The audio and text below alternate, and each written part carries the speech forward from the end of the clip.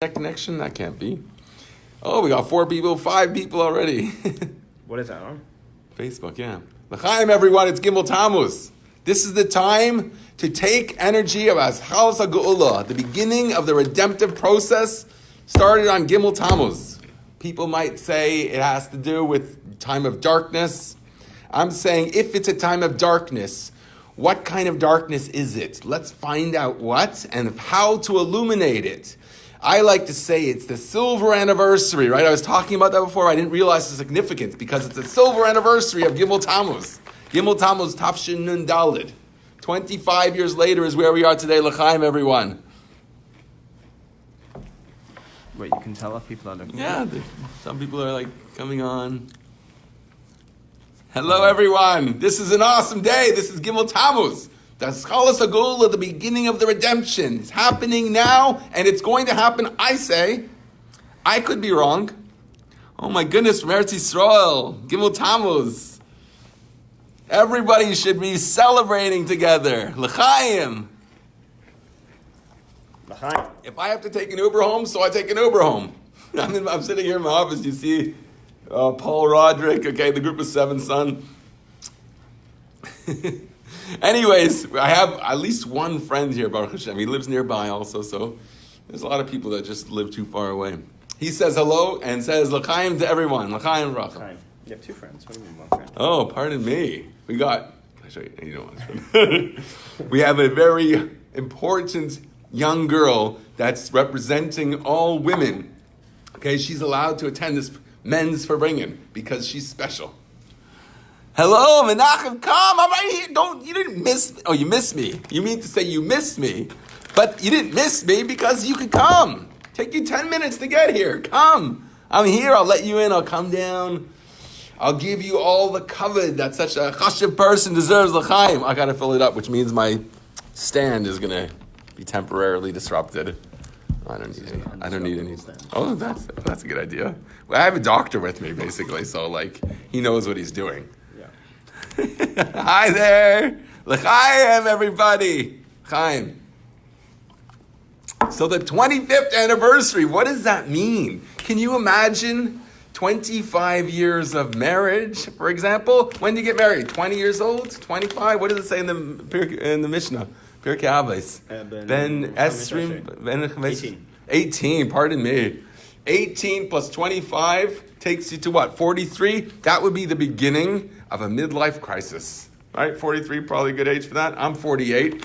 I've had my midlife crisis, and I hope now. What? You did? Oh, yeah. Horrible. You should have some bison. No. I have a doctor here. He's advising me what chicken soup I should take, okay? It's good for bison. Believe me, I'm not a stranger to drinking without bison. Okay. Without eating. Anton Brexic. That's an interesting name. Brexit. It's like Brexit. So 25 years, 25 plus 18, what do we get? I think 43. The beginning of a midlife crisis. If this is a time of darkness, that we've been in this situation for 25 years, if this is a time of darkness, it means it's a time that we have the power to light up this darkness. And that's what I want to talk about. I don't like the people who make this into a yard sighting. It's a depressing time where the world suffers. Most Baal Tshuvas these days don't even know what you're talking about. The children of these people don't even know what you're talking about. They live in a backwards world where you just sort of look back. The good old days.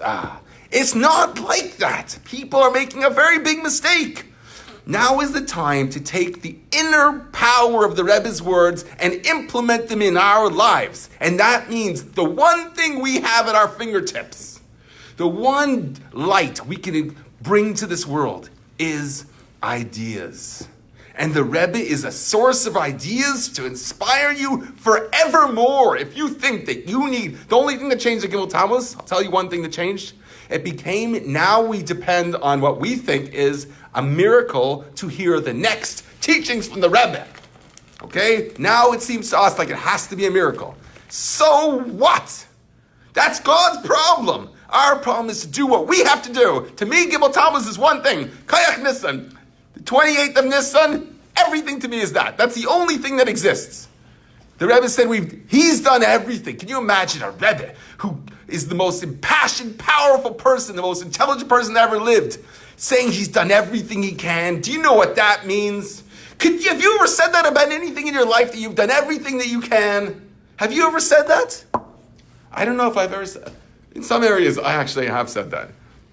And you know what I do then? I try something new. The Rebbe tried something new. He said, now it's up to you. What does that mean to us? When GIMMEL TAMMUZ comes, now I have to say, what is it up to me? I'm not going to make the day like my magazine did, this mutiny. Okay, I'm the editor-in-chief. Give me a break, cushion tuchens to stupid titles that mean nothing. I forgot that it's my magazine, or I don't care, I told him I don't need your magazine. He just walked in. I love this guy, by the way. When I criticize someone, it's because I love them. This is someone I really respect. I had a lot of problems with him way back. Now, he's so, these Israelis are so productive. It's incredible, okay? I've worked with a lot of Israelis. They're impressive people. They are people that have a lot of resources, and they might not have a lot of money, but they have a lot of resources. They're very talented people. And they love making things happen. If you're going to make a state out of no possibility in the world to exist as a state, take a look from an aerial view of where Israel is. I'm not a big Zionist. I believe it. I would be a big Zionist. Okay, I would have Israeli flags ever if my Rebbe was like that. Or even if the Rebbe had no opinion about Zionism, I would probably be like that now. Because I went to Israel when I was 17. I was a hippie. Okay, but now Israel is like, wow, you would think, according to the laws of nature, according to logic, it's the most important thing in the world to have your ability to defend your own people. But so why don't... I'm just going to wave it now. Okay. we got... waves. Then Lowenthal is saying hi to everybody. So actually you, because it's your Facebook. It's like on my behalf. So I'm like... waving to people. I greet everyone from the bottom of my heart. It means so much to me that you come out. I got 10 people now, and that's awesome. Not because... A minion. We have a minion, right? Okay, the Shekhinah's here now. Welcome the Shekhinah. We need power in these times. We don't need to sit and mourn again. When I was in the oil, okay, like a million years ago, we went there as a yeshiva, okay, to pray for my Rosh Yeshiva who died from a horrible disease that we don't even mention. Okay, so we went to the oil. It's not my thing to go to the oil. Okay, I'm like one of these radical Meshichistim. Okay, so but for whatever our reason, our yeshiva in those days it was actually Meshichistim didn't really have a policy. We didn't know what to make of the oil. What are we going to do with it? It's the Frierdiker Rebbe's burial place at the very least. Okay, it's the Rebbe. The Rebbe's there too, but we don't like to focus on that so much. We don't even think about that. That's the way I am. I don't do any practices. I got an aliyah. Okay, I have this whole thing about do I get an aliyah or not. I don't want to miss out, whatever that represents. But the other things I just say, I'm not doing it. I'm not saying mishnayos. I'm not making this into a yard sign. I'm not doing it. I'm not, because then, you know what? The world doesn't exist to me. My whole premise of the world, the Rebbe said, there's no generation without a Nasi. So where are those people that are celebrating yard sign? Where are they looking for their next Nasi? There has to be a Nasi. Okay, are we like lahavdil? Okay, when the Tibetan monks or whatever, they lose their Dalai Lama, they wait to find the reincarnation of that soul. But lahavdil, we have a Torah, and the Torah says, "Vayatza Hashem v'shuvah Hashem Hashem the pasuk in I think it's in Koheles. The sun sets and the sun comes up. When the sun sets, there is another leader. There's somebody else, not just being incarnated like in a different religion that gets it wrong. We say there is someone ready to take on the Nesias is the Neshama. Okay? When the Rebbe becomes Rebbe, do you know what they get? Okay? I don't know how to even portray that. Okay, I'm not an actor. When who is it? Reb Hillel Parcher, he gets up on was it Hillel Parcher? Yeah? I don't know. He gets up on the wagon. What? That day of the story fest. The Story Fest? No, say the story, then maybe I'll guess. Okay, if you know the story, we're gonna. If anyone there knows the story, because I'm going to say it wrong. For sure, I'm going to say it wrong. But I think it was Reb Hillel Parcher. For some reason, I think was it after the death of the Alter Rebbe, and there was some, or maybe it was that Depth of Mittler Rebbe, I can't remember. There was some idea, because Rabbi Hillel Parcher was said to be a half Rebbe. Have you ever heard such a weird term, a half Rebbe? He was, I'm going to need a charger. Oh no, I don't know where the charger is. I'm going to run out of juice. He was said to be a half Rebbe. Why is he a half Rebbe? I think this is why. He was going to go in the Rebbe's wagon, I think, or something like that. And he started climbing up the stairs, or whatever it was, to get up to the wagon. I think he got halfway. This is just, I'm making this up, but it's a story I heard. I'm making up the whole connecting the two ideas. This idea of going halfway up the stairs and saying he's a half Rebbe, that I made up.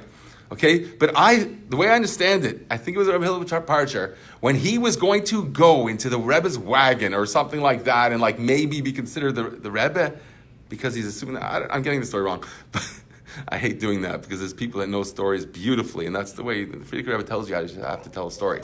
So I'm doing it wrong because that's not my thing. But you get that from other places, but it's an idea anyways. When he was going to step up the wagon, he had Chachma revealed to him. Okay, have you ever had a Chachma revealed to you? I'm going to say l'chaim on that because I don't know what that's like.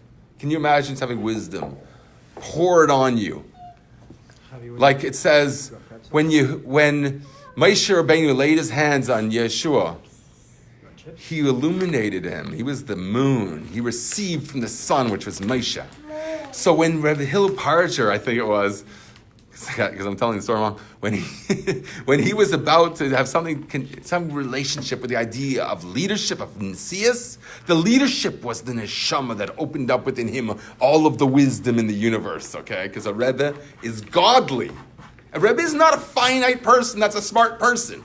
It has nothing to do with Rebbe. That's why in Lubavitch it's so hard for us to give proper respect to each other.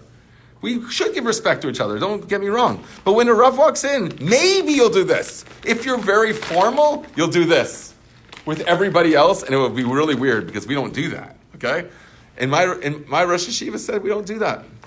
But you should do it when other Rabbanim walk in, we should do that. Rabbi Bechner Alav Shalom said, in Lubavitch we don't do that. I think my first FARBRENGEN when I got to Morristown, Rabbi Greenberg, was FARBRENGEN about this idea about why we don't do. I think he mentioned this particular topic, or the idea of why we're not so mahad there. We don't go out of our way to show honor to Rabbanim, to rabbis within our own community. Why?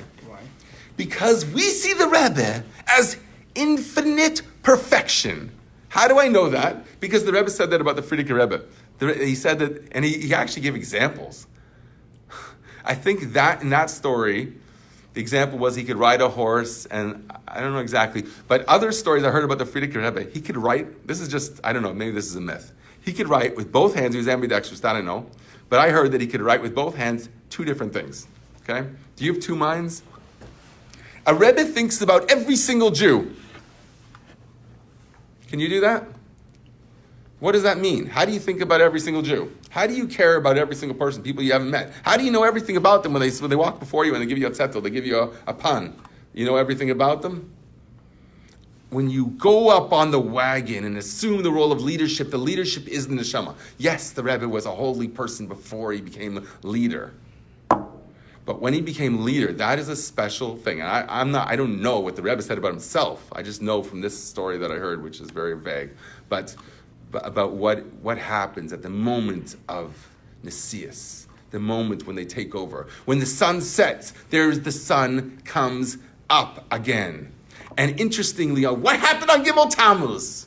Yeshua, which we say was the moon, because he just got the light from Moshe Rabbeinu. Moshe Rabbeinu laid his hands on him, and he illuminated with the light of Moshe Rabbeinu. Right? And what did he do with that light? On GIMMEL TAMMUZ, no other day. Three things happen on GIMMEL TAMMUZ, right? Okay. But what did he do? What did Yeshua do on GIMMEL TAMMUZ? Someone could type it. Are you guys asleep there? The Rebbe is here with us. I agree with you. Rabbi Yosef Stein Shochet. Did I pronounce that name? Are you related to Mordechai? I know you have a kesher with him, so I don't know if you're related. It's spelled the same way. That's interesting. Are you related to Mordechai? Mordechai, L'chaim, I hope you watch this maybe, or I don't think you're here right now, but L'chaim, Mordechai, because maybe you watch it. When you mention a holy person, you should say l'chaim, right?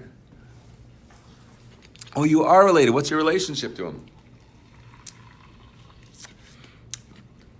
Maybe you could speak on his behalf and tell him the whole heretic thing that I got into, okay? So I'm saying 25, we're the silver anniversary of not a yortzeit. God forbid. If we're in a yortzeit, Uvah Hashemesh, what's the pasuk? What's the verse in Koheles? The sun sets, the sun rises, okay? I think the Medrash says on this verse, that when the Nasi dies, there's another one to take his place. There were times the Rebbe Rashab did not take the leadership, I think, for, 10 years. But that is an enormous amount of time. From the passing of his father, he was so humble, he wouldn't take the leadership. He was giving my Marim, he was teaching Chassidus, he was teaching. He's your stepfather. I didn't know that. What's a stepfather? That means he's married to his mother. His mother's married to that guy. Are you? Well, that's weird because that doesn't make sense. I don't understand that. Well, I don't know his life story, so I shouldn't even try and get involved. Hello. I'll message you. Okay, later on because it will confuse me now because simple You're ready things. After Mashka, it's too complicated. It's a bit too complicated for me. Maybe it's just not a public topic, okay? So we got to know what's appropriate and what's not. And I say, saying it's not a yortzeit is appropriate. Why? Because people need to hear some crazy guy saying it's not a yortzeit. You need to hear that. Why? Because there's enough cynics in the world, and I'm not going to be one of them. I don't care. Let everyone laugh at me. Oh, that reminds me of an amazing thing that I tried to say today. I had the extreme merit of filling in for Rabbi Nechemia Deitch at his Chabad house, okay? And one of the things... You say that as Chabad house? Sorry? I'm just wondering if he had you say you're being by his Chabad house. Oh, no, he trusts me. I didn't say that. But I would say whatever I want because people are pneumistic, people understand. Nobody takes me on anymore about my beliefs. Nobody, okay? I was called a heretic only once in a long time. And that was someone that I really love. Okay, see my heretic video, you'll know all about it. I went crazy on that one, right? It's worse than my Incredible Hulk video. Hello, Avram Sheps, why don't you come down here? Dude, come down. I'm here by myself. Manny's going to go, so he's got a girl here that's maybe 2 years old. How old is she?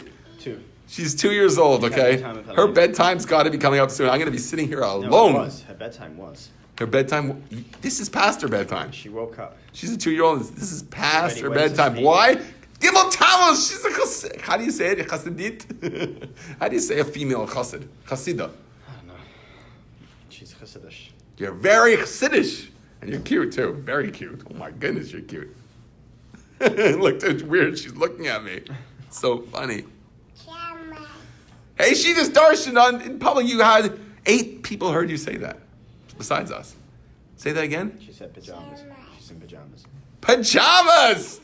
So I spoke in the shul today, okay? And there's one idea that I didn't actually, because I introduced a lot of ideas and I got to try and control myself. Can't make people crazy. And that was actually how I introduced it. When the Mitzler Rebbe spoke, he said, Shah! There was nobody talking. He spoke for 6 hours. People got scared when I said that. I introduced it this way. People said, this guy's going to speak for 6 hours? I'm going to be here till midnight? He thought I was introducing the speech that the Mitzler Rebbe spoke for 6 hours. They think I'm going to speak for 6 hours. Okay? But the Mitzler Rebbe, when he spoke, people listened. Okay? When I spoke today, they were very attentive. I have to actually give them that praise. But later on, I had to FARBRENGEN, and there was a big, it was very hard. I stood up and I was screaming like a meshuggah just to get someone so they could hear me, just simply because there was other people talking. But the Mitzler Rebbe said, Shah, why? Because when he said Chassidus, and there was an audience, Ein Melech B'Layam, there was an audience who had brought out the words from him.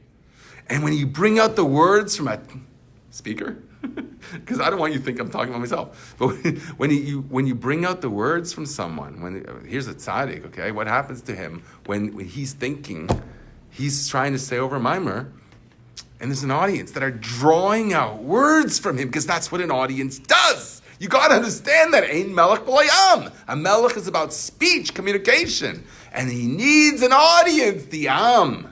That's very important. That draws out his Malchus. They crown the king, right? Okay, so the Mitzvah Rebbe, Chaim, the Mitzvah Rebbe said Shah to quiet the stream of new ideas going through his head. Probably because, and this is my own idea, that the audience brought it out in him. Okay, so good audience is a good thing. And when there's people that don't want to listen, when I hit a guy, I was once speaking in my car, because that's where I speak with, I have privacy to speak. So I was speaking to everyone, and he was sitting there. He came to like be there with me. He didn't want to be on because people are very, very, I don't know what. People are weird. I don't know. I don't think it's weird. Technology comes, and it's part of my world, and that's it. To me, it's not weird anymore. I speak to people, okay? I think it's weird when other people look at me weird. And I'm like, okay, now I have to defend my own opinion that this is okay. That's weird. So, I wanted, I was saying something just now, I forgot. Do you remember what I was saying? You were saying that you were at the FARBRENGEN and you were yelling over everyone. Right. I was yelling over everybody, but okay, that wasn't really my point. My point was that... Saying sha, sha, sha. Saying sha, so I introduced it that way, and yeah. Because I wanted to say that you have to estimate your audience. They're not going to listen for 6 hours. And they're not going to listen to the Mittler Rebbe's Chassidus, because, okay, the Mittler Rebbe's Chassidus is very deep. So you have to bring things down. You have to relate to people. So that reminds me of what I posted about Rabbi Y.Y. Jacobson, like a 2-minute clip, an awesome clip. It was in the context of addictions, right? Someone, Nash, Ellie Nash is his name, I think. Yeah. He was posting about addictions, and he brought this Y.Y. Jacobson clip. Did you see it? What did it say? It was fascinating, okay? Because he says there, one of the things he said, and I know the context because I've heard him talk about this point before, and I'm like his biggest fan. He's got probably zillions of fans. I don't know if I can say the biggest, but I love him. He's awesome. And check this out. He says, and he didn't say Shabbos table, but that's the way I interpret it because I heard it in a different context. But he said it in a more general way. He said, don't tell people Taurus.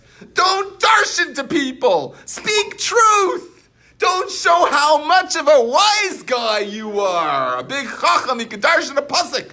That's not what it's about. It's about your audience. Know who you're speaking to and tell them things that are relevant to them. And not only relevant, but say it in a way that speaks their language. If they're into the Incredible Hulk, that's what you speak about. It makes no difference.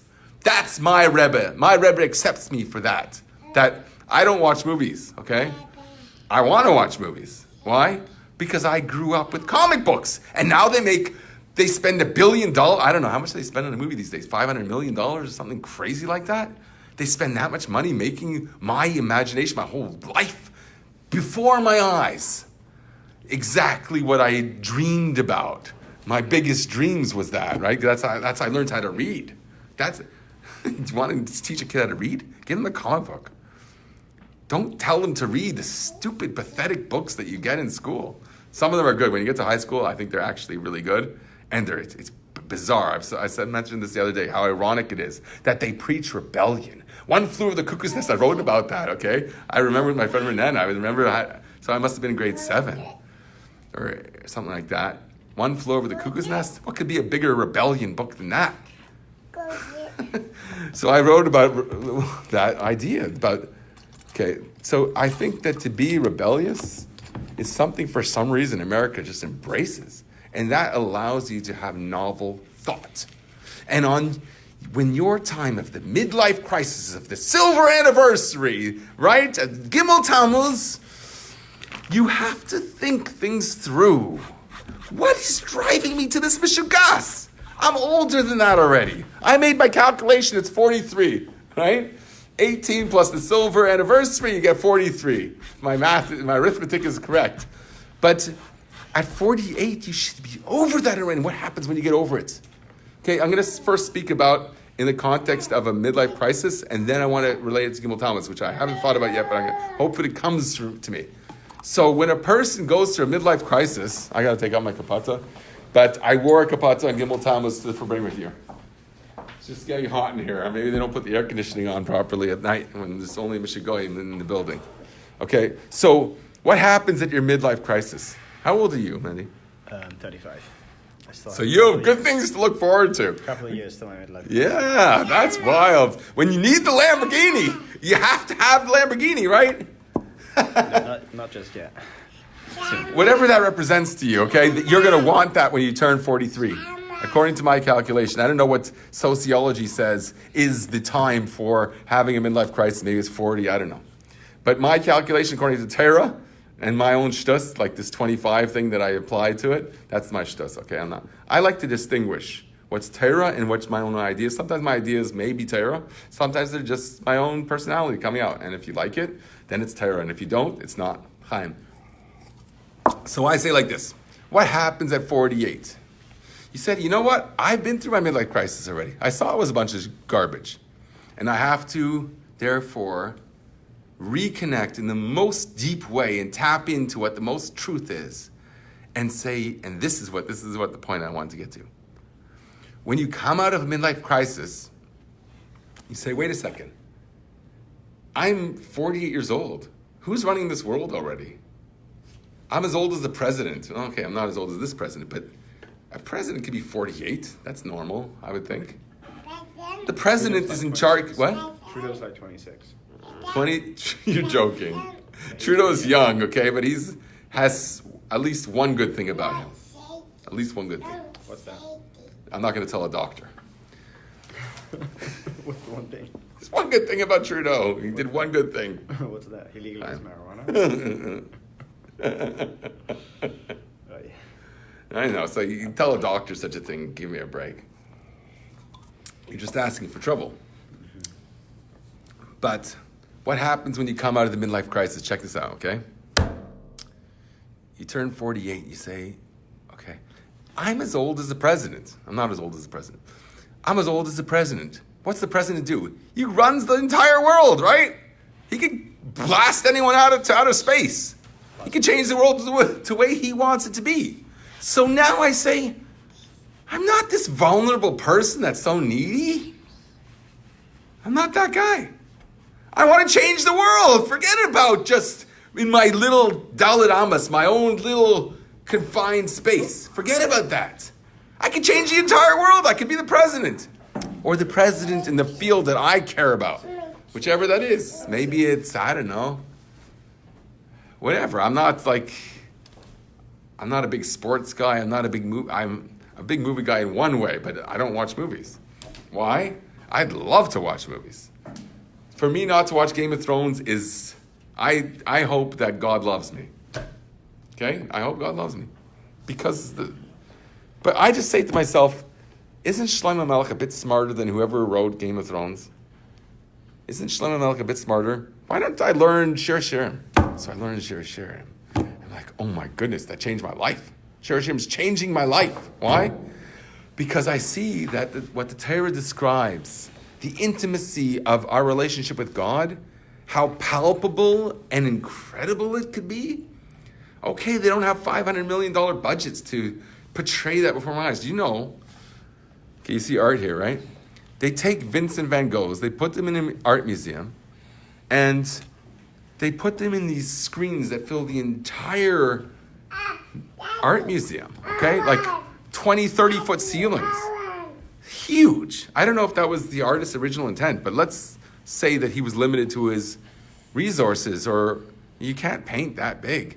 And they have it moving and stuff. So you walk through this environment that is like the yellow sunflowers of Van Gogh or Starry Night of Van Gogh. And you're just like, I'm immersed in that. Maybe that is their idea. Maybe that resonates with them. I don't know if they'd be insulted by that. But the idea of having so much money or technology or whatever, resources, to be able to take your idea to an immersion, to make it, to immerse yourself in an idea. So imagine if you had $500 million to make Shir Shirim as a movie. How many people would that bring close to God? If you said, this romance that I'm spending $500 million on special effects, okay? Because if you were God, what would you deny yourself? Would you deny yourself special effects in your romance? I would not. To me, I'd be the dark phoenix if Knesset Yisrael is a female. I'm the dark phoenix, okay? When I was a kid, Dark Phoenix, I haven't seen that X-Men movie they're making out Dark Phoenix. I know, how do I know? Because I'm in the world. I see billboards. And it's like, oh my goodness, Dark Phoenix, don't give me this Messiah. And I want Dark Phoenix, that's it. There's nothing greater than, even rock stars don't give, I grew up, maybe I'm talking too much shtus. Yeah, I'm losing people. That's funny. When you talk shtus, you lose people. People want to hear the emes, right? To me, I don't know. It depends on who your audience is. I got in a lot of trouble for mentioning a scientist at a FARBRENGEN. Not a lot of trouble, okay? I asked for it. I asked, was it okay what I said? I asked Rabbi Wagner. He said, no, it wasn't. This one detail. First he said it was good.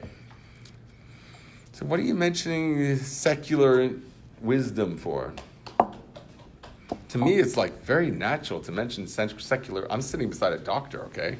Do you see godliness in medicine? For sure. He sees godliness in medicine.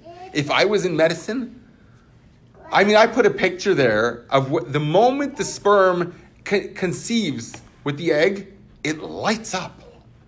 Okay? That is mind-boggling. Why does it illuminate? What's the purpose of lighting up? Oh my goodness, who's going to see that? Except some scientists, thousands of years, thousands of years rather. What am I saying, hundreds?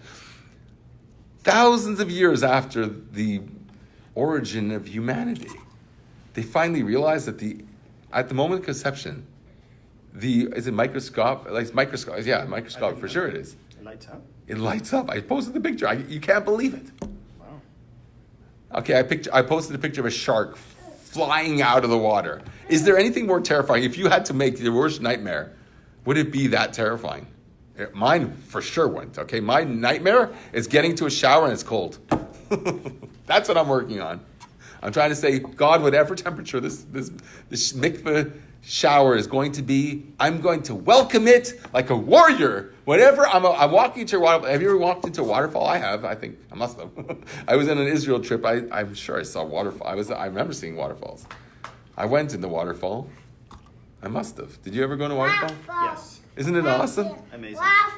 Almost like a cold shower on the mikveh. Yeah. Not as good as a cold shower. But that's what I like to. I like to romanticize my mundane experience when I go.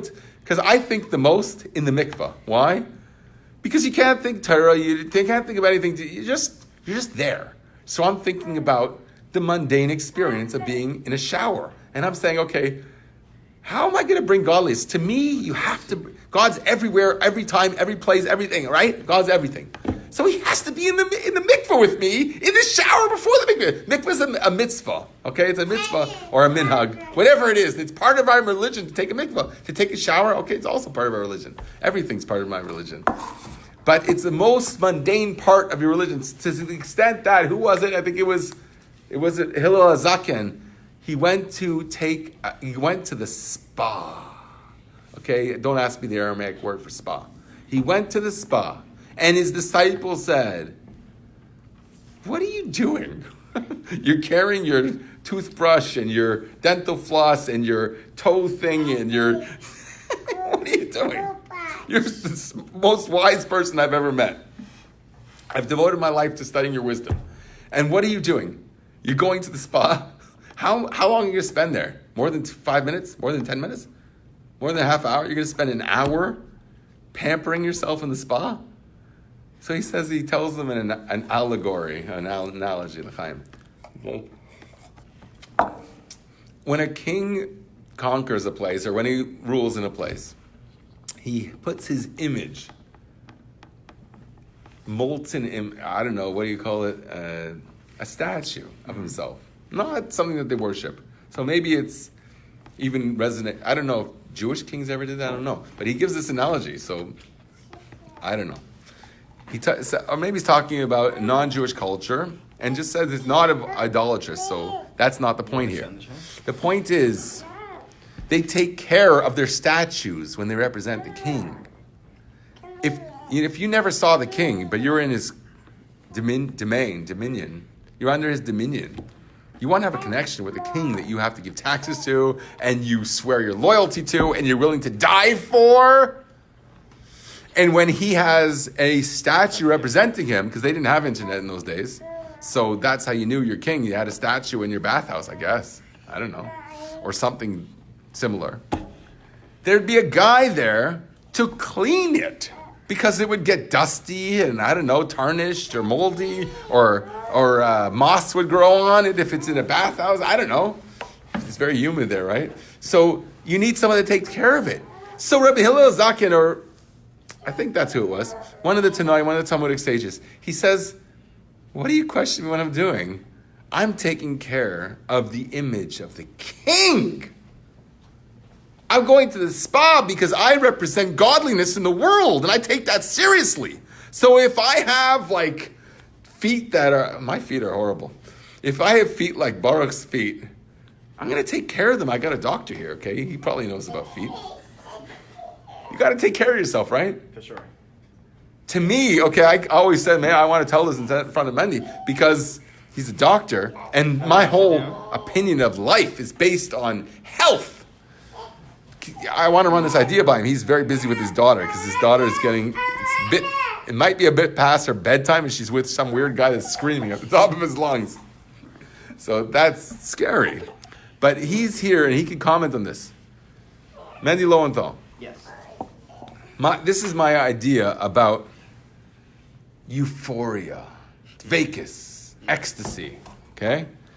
The premise for it is what? Let's see if my audience knows, because you should be, amen, to your blessing. Does my audience, does anyone here speak? John Sandler, oh man, that's an awesome treat. Chaim. So I have a doctor, he just ran out, I think to change a diaper or something like that. Now you don't wear diapers, do you? You're too old for that. You're a big girl. Oh, she gets a drink of water. There you go. See, we're resourceful here. Bad guy. What? Bad guy. Bad guy? Bedtime. She's saying bedtime. Bedtime? It's my bedtime? I took a big nap today, okay? I'm entitled to stay up late. Don't you think? Or you're going to be a very severe disciplinarian. Is that your Shita? She's so cute. I wish I could show you this picture, but okay, it's bad enough that I would put my own children on. I don't know. People are so... When I grew up, we left our door open. Okay? Nobody locked the door. Okay?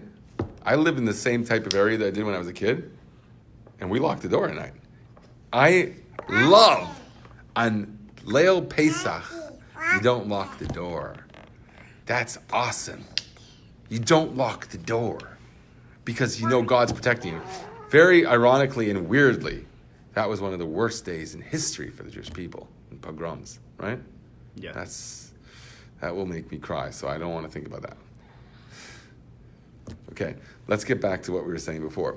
So my idea is the premise for ecstasy is health. Do you agree with that as a doctor? For sure. He agrees with that. Okay, I have a medical haskama. Approbation, is that the word? Approbation. That ecstasy is good for health. No, ecstasy. I don't promote ecstasy. I don't mean the drug, God forbid. Because that's a bit too beyond my league. But, I mean, I was a teenager once, and I tried that too. And it wasn't the end of the world. I heard that people could die from it, God forbid. Something to the spine, so I only did that in the most craziest moments. And I don't know if my children are ever going to see that, but I don't really care. I have nothing to hide. I'm not ashamed of my past. I did what I thought was right. I'm not ashamed of that. Have you ever slappy? And you can't do things that you're going to be ashamed of. What are you rating? Well, my birthday is on Tish B'Av this year. Oh my goodness. What do you mean this year? Just this year it's on Tish B'Av? Joel Merkur. How are you? Chaim. It's awesome that you come here. Chaim. Is that your father? That's my cousin. My first cousin. No, my first cousin. Wow. Hebrew. Your Hebrew birthday is on Tisha B'Av every year. What are you talking about? If it's on Tisha B'Av, then every year. That doesn't make any sense, okay? Don't try and confuse me. You're not going to get away with that, okay? Oh, did I say my point I wanted to say about Korach? Oh, I didn't say my point. Oh my goodness. I have to say this even though I might be interrupting a thought. I want to get back to this because I just remembered. I think I might have said a little bit. I might have touched on it. I might have introduced it. Okay. What happened when Kerach went to Moshe? I'm going to change that. I'm going to get new technology here. Hello. Welcome. When I get people that comment really in depthly that come to my show, that's No. it's an honor to have people that comment on ideas, to get into the conversation, and that to me was all about. It's not about like, does my beard look nice today? That looks pretty good. Thank you. It looks good today. Chaim, I don't know. Just celebrate life once in a while, okay? I give my morning thing. I'm not saying l'chaim in the morning, believe me, but at FARBRENGEN at night when I could take an Uber, which I'm probably not going to do. This guy, I'm with a normal person here, okay? It's not normal to be around me. Chaim. His daughter's normal, at least. She likes me. Do you like me? Sister? What did she say? Sister. Okay. My feminine side just came out. The matronissa. Don't get me started with matronissa. Okay? That's my favorite topic. That's what, to me, it's all about, matronissa. Because if you were God, what would you deprive yourself? Would Knesset Yisrael not be matronissa? Shushbina de matronissa. Aaron is Shushbina de matronissa. Can you imagine being the Shushbina de matronissa? The what do we call it? I had the word, I said it last video. The chaperone. I don't know, that's the word that always eludes me. The chaperone of the Shekhinah itself. What is the Shekhinah? Knesset Yisrael. So, Kerach, when he approaches Moshe, and he says to him, I'm immersed in tchelis. What's tchelis? It says in the Talmud, tchelis is a color. I call it turquoise. It's not really turquoise. It's like dark blue more, right? It's blue, but it's blue. It's a night sky. Okay, whatever night sky. Oh no, I'm running out of batteries.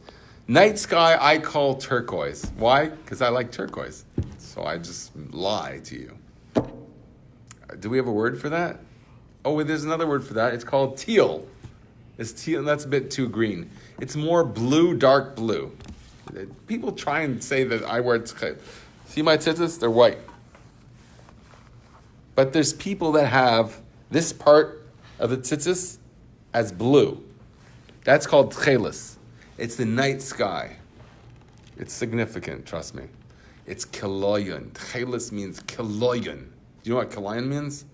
You could type it in. Some Hebrew-speaking people here, right? Kiloyon. What does kiloyon mean? Do you know what, Mandy, what does kiloyon mean? Like Kleis Nefesh? Yeah, Kleis Nefesh. Soul expiration. That's tchelis. Why is tchelis associated with soul expiration? It says tchelis is like the yam, the sea. Blue is the sea. And the sea, it doesn't stop there, okay? The sages were much more romantic than that. It's not enough to say that blue is the sea, but the sea is the heavens. And they didn't stop there. Where did they go next? You could type it in. I'll be impressed if you guys preempt me. What's the heavens? It's the Kisei HaKavod, God's throne. Your Kilayin, your Kleis HaNefesh. That's what makes God's throne. Baruch atah Hashem Elokeinu melech haolam. Elokeinu? What? Naomi Campbell. Nomi Kampa? Yeah. I don't know what that means. Campbell. What? Naomi Campbell. Apparently, this person has 7.3 million followers on Instagram, and she posted about GIMMEL TAMMUZ. Really? Yeah. 7 point. Wow. Change. Naomi Campbell is a model. Yeah, I guess that's the person. She's a supermodel. Whatever. What does supermodel mean? That's such a weird term. It's not enough to be a model. You have to be a supermodel. Does that mean everybody knows about you, how beautiful you are? God stays Says, in the Today I heavens. rededicate myself to the Rebbe's lifelong mission of creating You are light and kidding. goodness and making a better future for ourselves and all of humanity. What? That's a She's whole- is she Jewish? I have no idea. Naomi Campbell. Well, Naomi is a Jewish name. I never. Campbell, model, actress, What? cultural innovator, DNA models, U.S. Okay, that's interesting information. We have a what do you call it? A break. 7.3 million followers. There is someone who has 7.3 million followers. It's for sure not me, because I'm not as beautiful as Naomi Campbell. Is that how you pronounce her name? She is a supermodel. I remember when I was a kid. She must be older now. Okay, she's like the Farrah Fawcett of supermodels. Okay, when I was a kid, I went to my friend Michael Abrams' house. He had posters that were like, wow, I don't have the guts to put posters like that in my room. Later on, I put posters of like Jimi Hendrix and I Jim visited Morrison. his resting place in Queens to claim. Naomi Campbell visited the Rebbe's whatever place. What do you call it? Resting. If you think the Rebbe's resting, I'll tell you what the Rebbe's doing right now. How do I know? Because the Rebbe said so about the Frierdiker Rebbe. And the Rebbe said what he says about another Rebbe, he's referring to himself. So, okay, I'm going to tell you a whole story. I know I didn't even touch it. I brushed on what I wanted to say, but I'm going to have to come back to remind me. The Rebbe's words are more relevant than ever, and we so desperately need to take them to heart. And Some supermodels telling me how to appreciate GIMMEL TAMMUZ. That is bizarre. A supermodel. If you're going to be a supermodel, what does the Rebbe say about supermodels? If someone has to focus on their superficial whatever, then that is proof that they don't have anything within. Because if they had something within, that's so much more precious than whatever they have without. Fine. Anyways, I don't know. That's kind of weird that you're like into the supermodel Rebbe thing. No, my brother posted it on our family WhatsApp. But 7 million people now know that the Rebbe is the supermodel of the universe. It's a mega celebrity. She's like old now, probably. Someone Google how old is Naomi Campbell. I didn't even know she was Jewish. Maybe she's Wonder Woman. Isn't Wonder Woman Jewish? Now, you know, that's so ironic that we celebrate how this Jewish person portrayed what? A getchka. That's what we're celebrating? A getchka. She portrays herself. I mean, that's ridiculous. That's completely ridiculous. I never knew when I was a kid that Wonder Woman who had like a computer the size of this room, which is like embarrassing. Give me a computer the size of my pinky finger. No, that's impressive. She had a computer the size of the room. And it tells her like, I don't know, there's something bad going on in Gotham, dude. She flies off in an invisible airplane. Okay, that's stupidity. But I was talking serious stuff before, and I'm going to get back to that. I was going to tell you something and I completely forgot.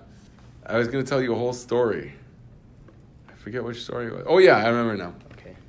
The Berditzer Rebbe said that when he died, he refuses to go into the glory of heaven. Oh, I didn't finish my whole thing about the tzitzis, the tchelis, the kiloi, and the kleis and nefesh. What does it mean? It says that the color of blue is like the sea. The sea is like the heavens. And heaven is like kisei kavod. Okay, I did say that. So now I said it twice. What's the meaning to kisei kavod? That you should have your shamayim. That a Jew recognizes that his Korach's thing was amazing. He puts on a cloak of completely tchelis, completely blue. He says, you know what? If my blue shawl, or I don't know, what do you call it? What, is there any word for that? I don't know, my cloak.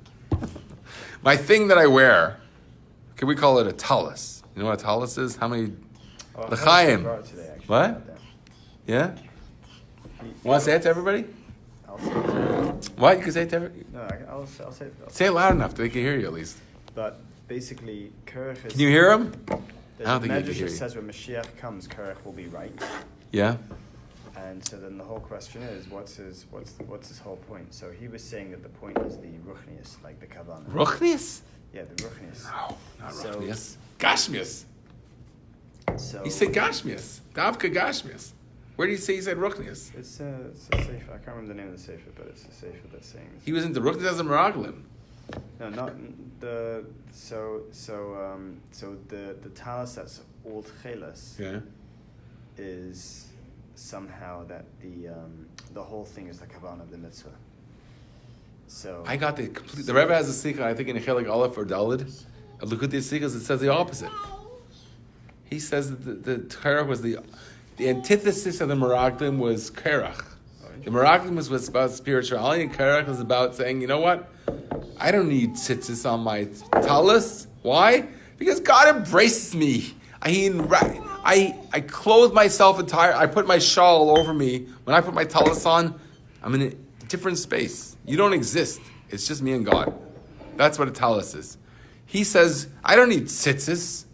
It's enough that I'm totally immersed in the blue that I call it. That's exactly that's what this is saying. So it's like the kavanah of the mitzvah. You don't need the mitzvah itself. He said the Sikha says the opposite. Wait, but what's the sefer? Chelik Dalid or Chelik Aleph, one or the other. What does the sefer say? The Sikha says that everyone is at Har Sinai. And Har Sinai, everyone got the mitzvahs. And my tefillin is the same as your tefillin, Moshe Rabbeinu. Therefore, I'm on par with you. And what makes you better? The Rebbe says in that Sikha that since Moshe Rabbeinu has kavanah, which is what you're talking about, therefore his mitzvah is infinitely greater than ours, because we just have the most basic aspect of the mitzvah, which is I'm going to wrap tefillin, I'm going to put a leather strap on my arm. But Moshe Rabbeinu has the kavanah, he has the spiritual intent that binds him to God, and that makes his tefillin more, not that it's more important, because any mitzvah that anyone does is important, and therefore every Jew is equal, and that's what Korach was arguing. He was talking about the Maisa. The Maisa is the main thing. Yes. Wasn't he? Wasn't he talking about that? No, I'm saying this var is different. It's not a sefer. Okay, it's a That's an different... interesting var. It's like the opposite idea of that. And he's thinking spirituality is chelas, which is spirituality. Yes. It's Dveikus with Hashem. That's why the thing is it's old chelas. That's why I was asking that. It says old chelas. Because he's... old chelas, because Yeah. he was saying if the whole thing is spiritual, then you really need to have tzitzis. If the whole thing is spiritual, you wouldn't need tzitzis. Okay, that resonates with my idea. The way I interpret that, and I spoke about this before, is about when you see that God sort of encompasses you, He's embracing you. He says every Jew is good. I don't need tzitzis because I am important to God, and I have an intimate connection with God beyond my. The tzitzis represent the laser beam. God says, you know, it has to be this way.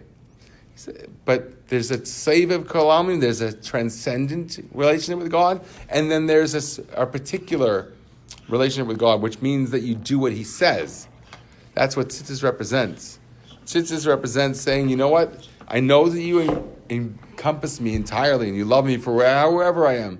But nevertheless, I recognize that you want me to be a certain way, and I want to do that, therefore I wear tzitzis.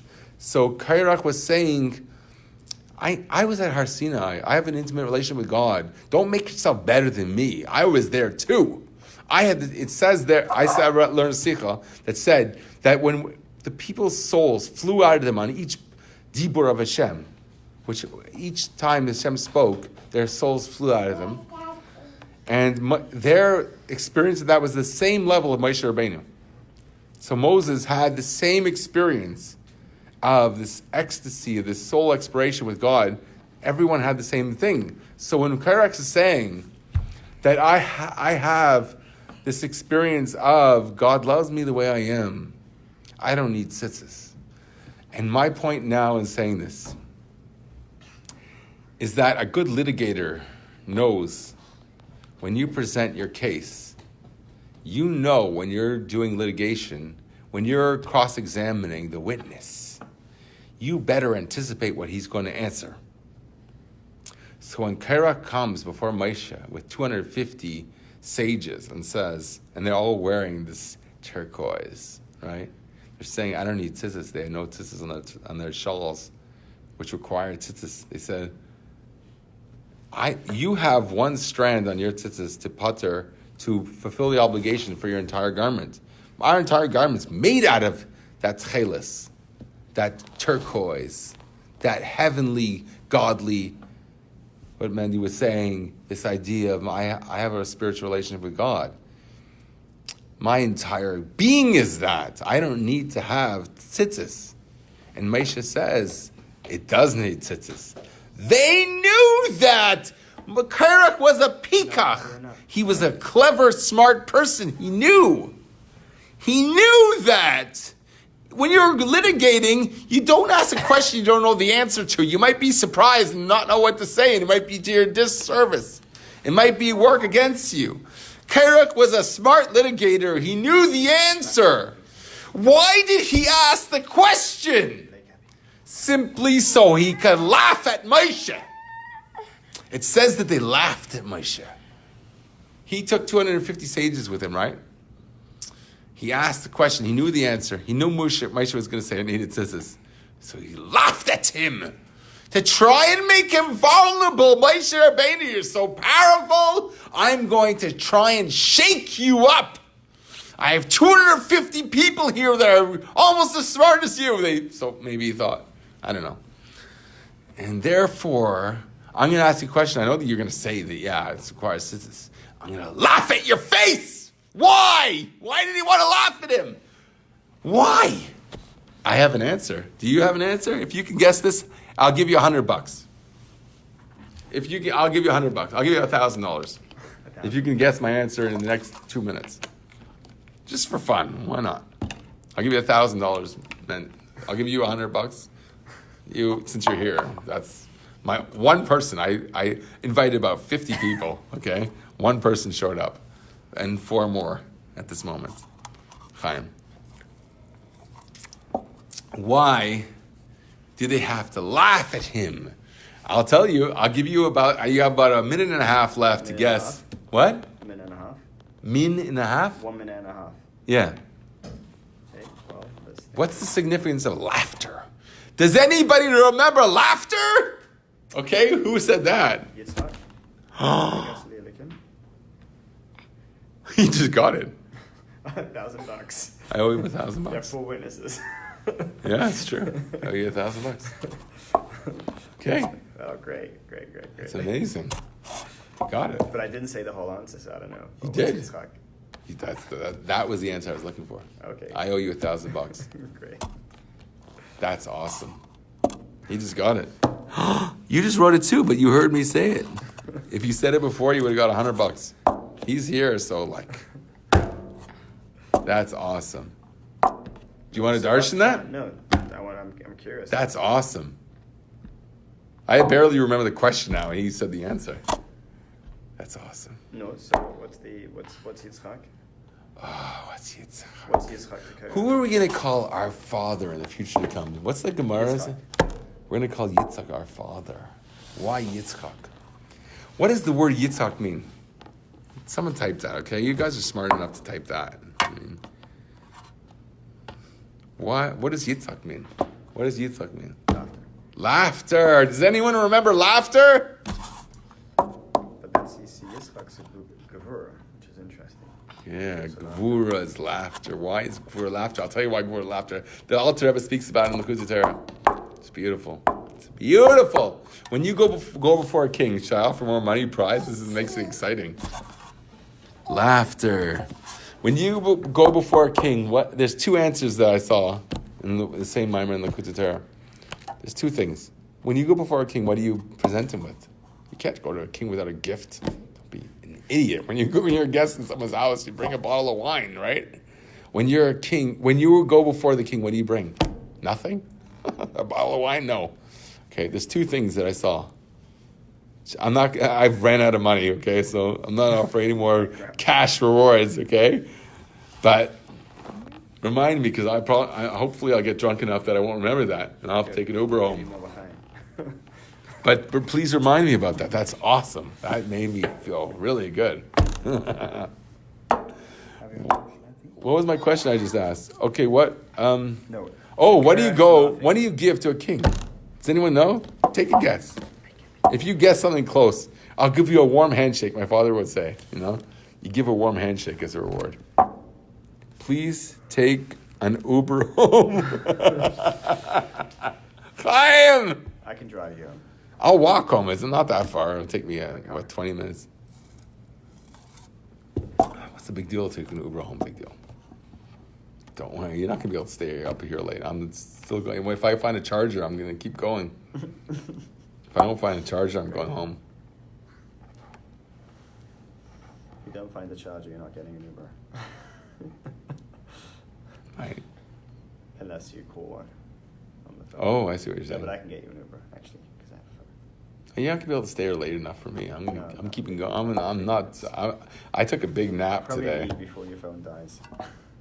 I have a charger here. It's in my office. That's something. Don't worry. Okay. No, L'chaim. Chaim Bracha.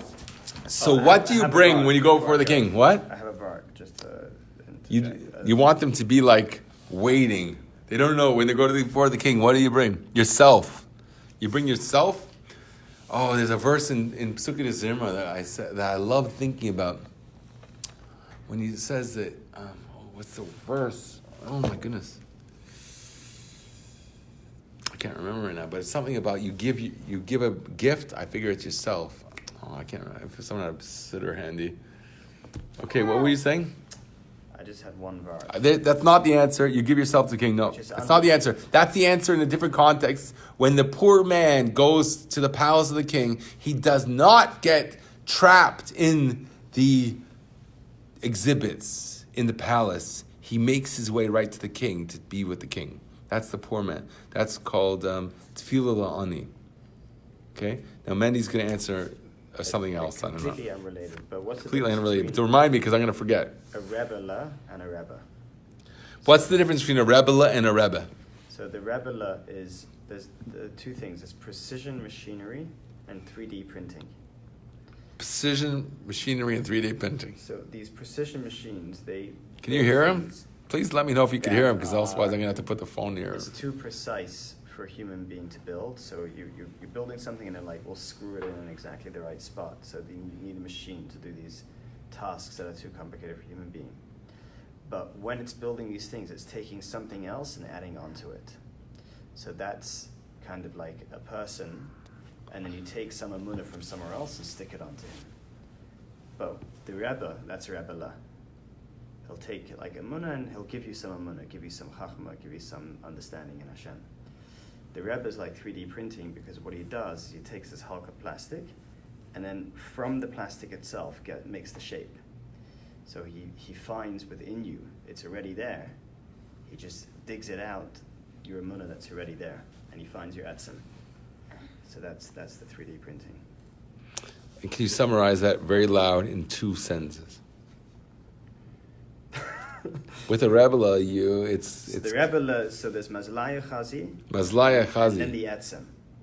So if you take from somewhere else and you get a munah and you give it to you, so you have the munah from somewhere else, but it's not you. It's not going to You're get you. getting emunah. You're getting faith in God because a tzaddik decides to put that on you. He I don't know how they do It's it. not you. It's not your etzem. It's Whereas not the really Rebbe, you. It's not your work. He says etzem. I say work, because to me it is your etzem. But No, I the think Rebbe finds, but the Rebbe, Rebbe- he finds the emunah that's already inside of you, it's your etzem, and that one he digs it out, and he brings it to the front. So that emunah that the Rebbe, brings out in you is it's you. so. The Rebbe reveals who you really are, whereas a Rebbe adds energy to you. Is that what you're? Perfect. Okay. So a Rebbe, this is Mendy Lowenthal's Vort. Okay. It's from Atat Tzava, but yeah. But the this is 3D from printing- Atat Tzava, and I never heard this before. Yeah, it's not. Yeah. Oh my But the goodness. 3D printing is something I I'm was learning humiliated. when he told me about the 3D printing. This is from The Mimer. They call this The Mimer now. I'm supposed to know what you're talking about? The Mimer. What's The Mimer? That's Atat Tzava. That's The Mimer. You know when that Mimer was said? With Tafshin Men base or something like that? Yeah. Tafshin. That was given out. It was given out this last mimer the Rebbe gave out, so it's very significant. I'm not trying to take away, but now it's called the mimer. I didn't know that, so I have to adjust because I'm like not in the know. I'm not one of those guys that goes down to Crown Heights. People, I can't tell you how many people said. Okay, now I just asked again. So many people said, Now my whole "Why are you not in foundation Crown Heights? is- It's the silver anniversary. You're not in Crown Heights." I'm like, "Because you took us." Why do I have to go to Crown Heights? I'm sorry. I don't have no idea what you're talking about. My relationships to the Rebbe is this like day that I have to go to Crown Heights and like what? And do what? I'm not that guy. I don't know. It's beautiful. If you're that guy, it's beautiful. I'm not that guy. I'm sorry. I don't feel like I have to travel anywhere to do anything. I think everything is here right now. I don't have to go anywhere. I don't have to do anything. I have to say one thing. Do I care about God or not? That to me is the only question. And if that means for you to go to Grand Heights, then yeah, you should go to Grand Heights. To me, it doesn't mean that. So why should I go to Grand Heights? Because like everybody's asked me. I can't tell you how many people have asked me, you're not in Grand Heights? You didn't go to Brooklyn? You didn't go to New York? Why are you? I don't even understand what they're talking about. To me, it's so bizarre. Because my Lubavitch, my religion is completely different. I don't mean I have a different religion than other people. I mean, my way to approach that religion has nothing to do with traveling to Crown Heights. And it does a little bit because I've heard the drush that if you don't go to the Rebbe once a year, how do you live through the year? Something like that. What's the verse, the Maimer Chazal?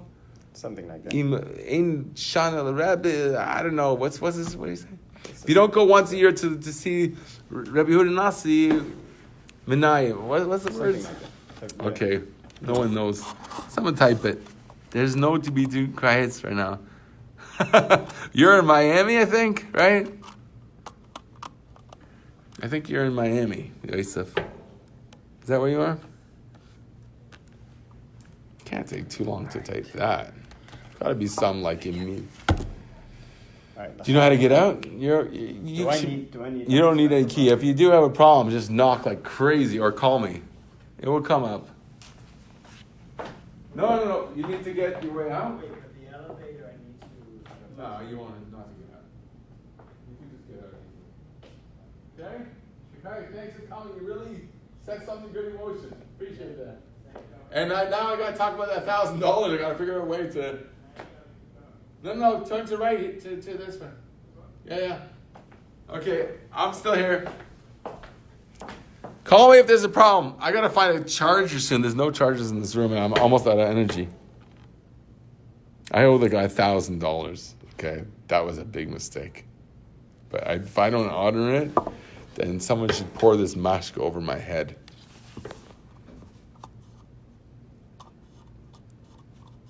You're in Eretz Yisrael now. Oh, right, you davened for me. Thank God. On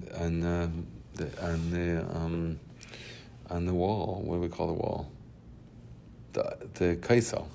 Chaim. That's a good man that just left. I owe him $1,000. Why? Because he said Yitzchak. I have 10% battery left. Oh boy. Kaisel. But you live in Miami, I think, right? Anyways, I got to find a charger in a minute. Maybe someone could stick a niggin while I go look for a charger. Will everyone leave if I go look for a charger? Because otherwise I'll be gone. Where do you live? In New York? Stein Shechet. I don't know your whole pedigree. I don't know. Are you your stepfather? What's a stepfather? I don't know what that word means really. New Jersey. Okay, it's not too far from New York. So did I finish my point about laughter? I don't think I did. It cost me $1,000 that point. Kayan Binyamin. Laughter. Why? What's the significance of laughter? How do you approach a king? It's says in the Likutei Torah, the Alter Rebbe, you bring him either a parrot or a child. If someone types in the connection between the two things, I'll be very impressed. I'm not going to offer any monetary rewards anymore because that's very expensive. It's very silly. What's the connection between a parrot and a child? Why would you bring those things to a king?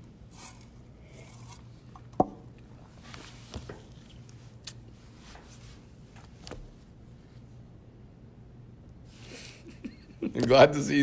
Now I know there's some people there still. Thank you. I don't know how to do that back on the screen, so I can't. What's the connection between a parrot and a child? Stumped. You're smart. Come on. Why would you bring those things to a king? Say something. Guess. What would you bring to a king? Would you bring him money? It says in that mimer, I believe, if I remember correctly, you would specifically not bring him money because what's your $50 going to do to the king? It's a joke. What's your $1,000 going to do to the king? It's a joke. It's laughable. You want to bring something to the king? Bring a parrot or a child. Why? Organic? No. He's got all the best organic bananas and kiwis, okay? He doesn't need organic. No. I need a charger. Will you guys all leave if I go look for a charger? And maybe provide something for the sponsor? That sounded weird. Worth. That's one word. I don't know what it means. Worth. Something is worth something. You bring to the king. A parrot's worth so much to the king. Why is that? Why do you bring a parrot to the king? You don't learn the Likutei Torah? An offering. But an offering of what? Why do you bring a parrot? You don't learn the Likutei Torah? That's embarrassing. I won't tell anybody. How can you not learn the Likutei Torah? I can't resist it. They both talk too much. That's pretty funny. You're on sort of getting in the right area. Getting a little bit closer. They both talk too much. Come on, Rav.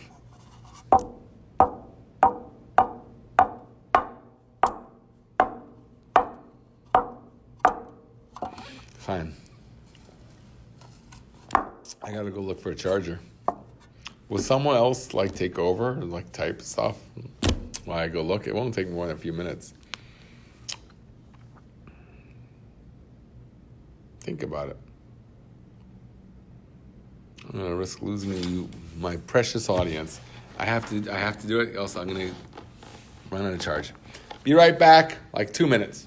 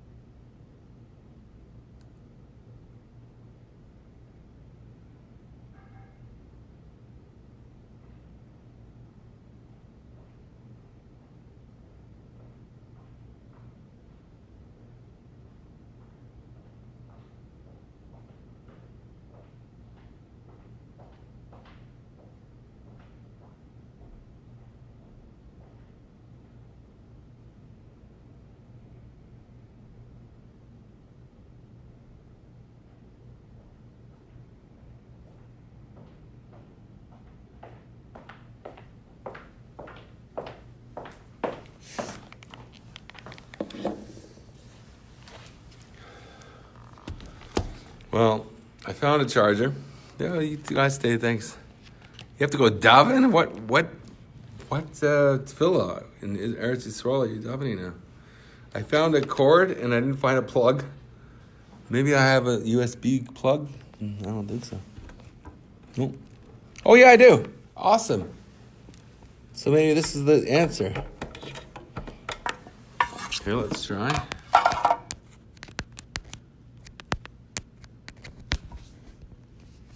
Let's see if this is working. Okay, I think I got it. Let me see if I turn it upside down if it goes right. Oh, wow, that's awesome. Maybe not. Oh, it's not working. Okay, now there's something that's preventing it from standing upright. Don't tell me I have to hold this thing now. Oh my goodness. That will chase everyone away. They mimic a child's speech, little mitzvahs. Okay. Little mitzvahs. No. That's not what the Alter Rebbe writes. But you don't lose out on $1,000 because I ran out of money, right? Already. I wonder if he's going to actually take the money. I would. He deserves it. Oh my goodness, I can't get this phone to set up right now. Okay, there, man. Okay. Oh. Okay. So when you approach a king, what do you give?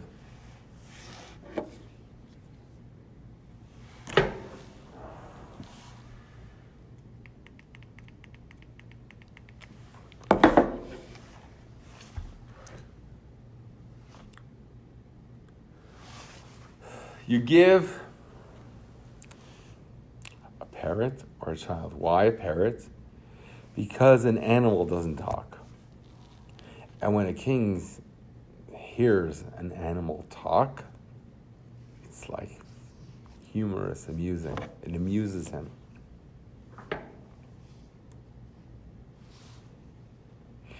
And a child, the same thing. A little baby. I had a 2-year-old here, okay? Now I'm just alone with you. There was a 2-year-old here tonight. Very cute, okay? In my day, when I was a kid, we grew up, we didn't lock our door. We probably would have shown pictures of our children. I don't know. We didn't have internet, so I guess you can't even know. But you don't know how cute she is because you can't show pictures of children anymore. In this weird world we live in, that children are want to take away the innocence from the last place that it possibly exists. There could be no innocence even there. That's shameful. It's very shameful. It's very shameful. But in those days, when there were kings, you presented a child before a king.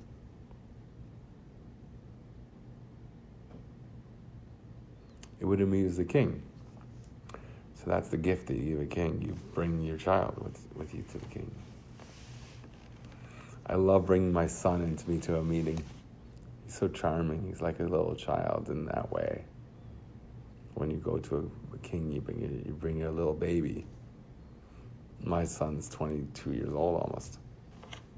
I like to bring him to meetings because he's so charming. Let's show you that there's continuity. It's not just about what I've accomplished, but I want it to continue through time, beyond my lifespan, whatever that is. I want to I want to inspire people. I want to bring up children. I want to reach out to people. So Yitzchak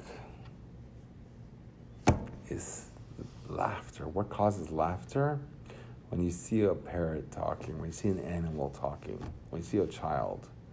A child is so beautiful and cute, you laugh. What does that have to do with severity? That's what Mendy Lowenthal was pointing out, wasn't he? He's a doctor. He criticized everything that I just did. Because I don't know, maybe I'm not going to take an Uber, or when I'm going to take an Uber, I don't know. Maybe I voted for Justin Trudeau for whatever reasons. So he's not impressed. Fine. Ew, I just drank his Perrier. That's not mine. That was a waste of all time. So, what's laughter all about? Why did they have to laugh at Moshe Rabbeinu? What does that have to do with Yitzchak? And what does that have to do with Gvura? That's an awesome question. Why is severity associated with Yitzchak, whose laughter, the word Yitzchak means whoever hears it will laugh and rejoice with me to know that I had a child. How old was Sarah when she had Yitzchak? 90 years old. Everyone's going to laugh with so much joy when they see such a miracle. Sarah Imenu was an islandess. I heard. I don't remember where the source is. She was an islandess, which means that she did not have the physical organs required to have a child. And she had a child. Immaculate conception? No. Because there was Abraham. She was married. She was miraculously cured, in a way, if you're not like I don't know, what are the letters? I don't know. I don't even know the letters right now. But this, that, I don't know. What are the letters? T, V, W, I don't know, X, Y, Z. We're going to embrace everybody. She was an islandess. She didn't have female reproductive internal organs. There was no possibility. She didn't have ovaries, I guess. She couldn't have children. She had Yitzchak. She had a miracle. She was transformed. Not only, how do we know that? We know that she was transformed to start menstruating at the age of 90. 134, is that supposed to mean something to me? I'm hour 34, I've already gone? Is that what you're trying to tell me? I have no idea how long I've gone, but that's interesting to know. So Sarah Imenu was an islandess, and she had Yitzchak. And Yitzchak is laughter. Whoever hears that I had a child will laugh with me, she said. They'll be so happy to see that there's God in the world.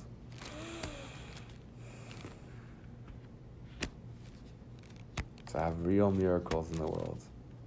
Your time, I don't know what my time is. It's probably something similar, maybe not. Because it's not showing me my time.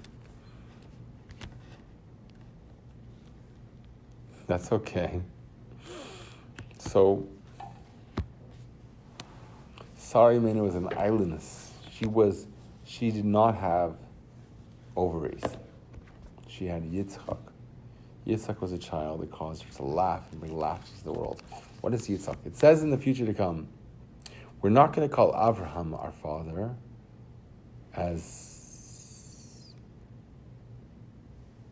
we're not going to call Yaakov our father, Jacob. Specifically, Yitzchak, Isaac. Why Isaac? We're going to call our father the father of our redemption. Why? I don't know the answer yet. I'm not saying I know the answer. I just know the question. That's also important. You're in Florida. Okay. Welcome to Florida. I don't know if I said where you were.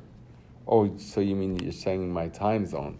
So it's also 1:34 a.m. It can't be 1:34. I have to check now. Now you scared me. You're right. Oh my goodness, I just checked. It's almost 2 a.m. Oh my goodness, we started really late. That's crazy.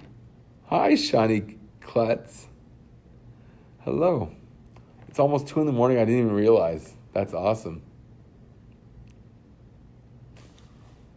That is awesome. I didn't realize it was so late. Oh my goodness. You shouldn't have even told me that.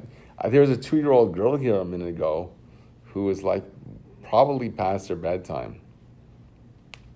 Right?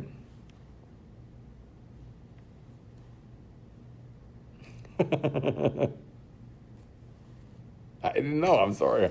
I thought I didn't even want to know the time. I just wanted to share ideas with you. It cost me $1,000, right? Look it up before if you just join now. How it cost me $1,000 to know this. Okay, I'm crazy. That's nuts. I don't have $1,000 to give away, but he happens to be a good friend. So if I give money to anybody, it'd probably be him. That's the person I want to give money to. I mean, the only person that came to my FARBRENGEN, except you. Do I owe you all $1,000 now?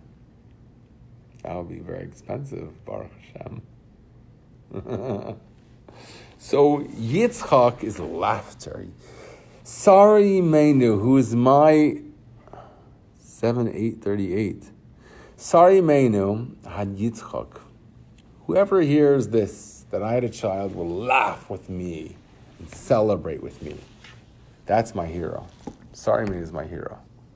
Okay, I think she's now bigger a hero to me than Yosef Atzadik. Why? Because she stood up to power and she sneered at him. And that to me is everything. Say, Cushion took us to the world. You want to make me a Rebbe? And the Futterfast said, you want to make me a Rebbe? Cushion took us. And they said to him, I don't know if I finished the story. I mentioned the story before. I don't think I finished it. They wanted to make him a Rebbe. And he says, Cushion took us. He says, kiss my ass. I don't even say those words myself. But as Mendel Futterfast, I'm just translating his words. Cushion took us. Kiss my ass. Who says that? Do you say that to your friends? These were people that wanted to make him a Rebbe. He says, Cushion took us. Kushmir took us. Kiss my ass. How could he be the audacity to say that? Why? Because he says, you want to make me a Rebbe? You think I'm a Rebbe? I'm a chassid. I know what I am. I'm not a Rebbe. You want me to prove to you I'm not a Rebbe? I'll say something that's inappropriate. Kushmir took us. Now they said, if you said that, for sure you're not a Rebbe. I am leaving. They left. That's how he proved to them that he's not a Rebbe. Because the Rebbe has a higher standard. I'm trying to say a chassid is an individual. A Rebbe is something greater than that. That's GIMMEL TAMMUZ. That's the silver anniversary of GIMMEL TAMMUZ. Something greater than, oh, you're going to call it a yard site? You're going to tell me it's 25 years from the passing of the Rebbe? So how does the world exist? Because the Rebbe himself said that the world can't exist without a Rebbe. That's worth screaming about. So don't call me a Rebbe. And a 25 years anniversary since his passing. Don't tell me that because it's a stira. It's a contradiction. It doesn't make any sense. The Rebbe said it can't be. So don't call me Rebbe. And don't get aliyah to the Torah. And don't learn my Mishnayos. Okay, you can learn Mishnayos because you probably do that father-son. And then we're all his children. So you could probably learn Mishnayos. I didn't learn Mishnayos. If you tell me there's a GIMMEL TAMMUZ the way you see it, it's no world. There's no world. So you think that makes me a bitter person? I don't think so. I think the opposite. It means that I can immerse myself in a world where it doesn't make sense. And I don't care. It's amazing. So what? Doesn't make sense. I had Mashpia, Rabbi Lipsker. Avram Lipsker, I wrote about it. And just look at my last editorial. I think I wrote about it there.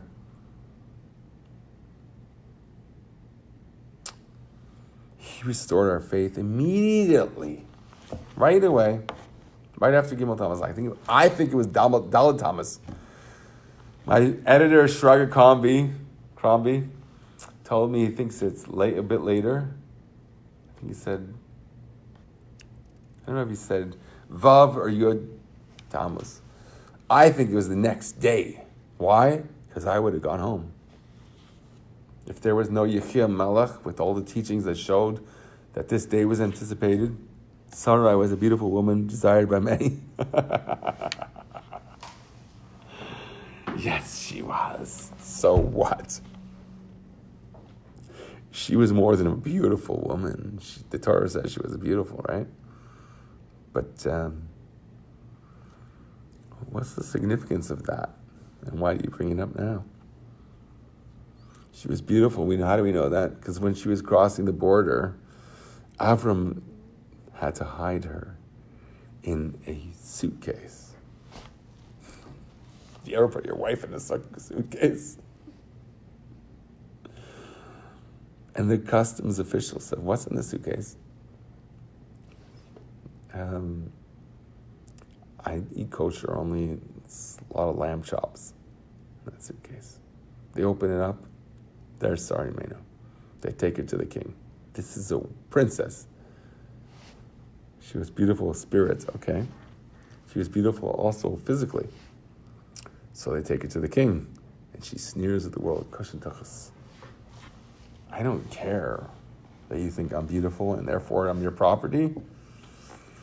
I'm Hashem's property.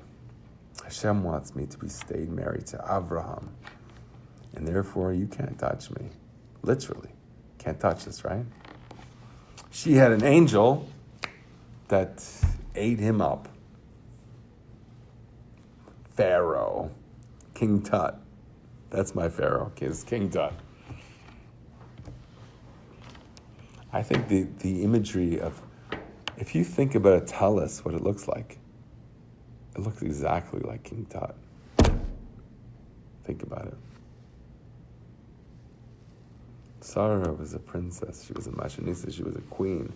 Avram Avinu was like king of the world. He needed almost nothing to defeat the entire world. Right? You know the story, right?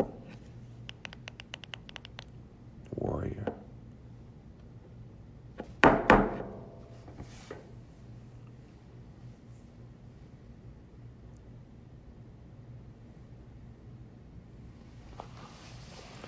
And Sarah was his queen, and she didn't fear anything. Mordechai, Good Yom Tov, Chalsa Geula is here.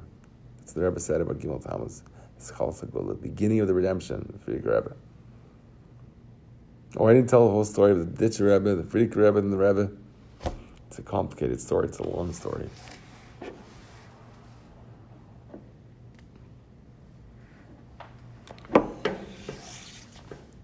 Want to hear about the Rebbe?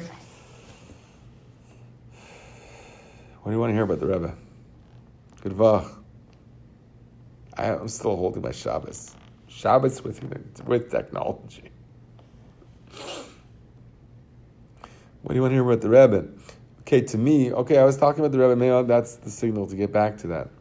I said this is the silver anniversary of GIMMEL TAMMUZ. What does that mean? It doesn't mean a yard site. Because simply the world would not exist as we know it. Okay, if you want to call the Rebbe a Rebbe, and the Rebbe said that there's Nasi in every door and all that, every generation has a leader. The sun sets, the sun comes up. The Rebbe darshans this to be near him. It's more than being near him. The Rebbe, you want to be near, what's greater, the love of God or the love of the Jewish people? You are all hyped up. Must have been an awesome GIMMEL TAMMUZ Shabbos. This is happening now. This is it now. It wasn't before. But this generation. The Rebbe said this generation has to bring Mashiach. That's the job of this generation. That's what the Rebbe is all about. So which is greater, the love of God or the love of the Jewish people? It says that the love of the Jewish people is greater. Why? Because you love what your beloved loves. So if you really love somebody, is it a selfish love? Is it? Think about it. Or do you want to do they love. Is it about you? Yesh misha I love God, I want God, so it's me wanting you. So I want you the way I understand you and the way I want you. And not the way you want. It's not about you, it's about me. Yesh misha I there's someone who loves. Or is it much deeper than that? And therefore you love, why do you love the Jewish people more? Why is that the main focus? Because you love what the beloved loves. God loves Jews. So therefore you unite the Jews.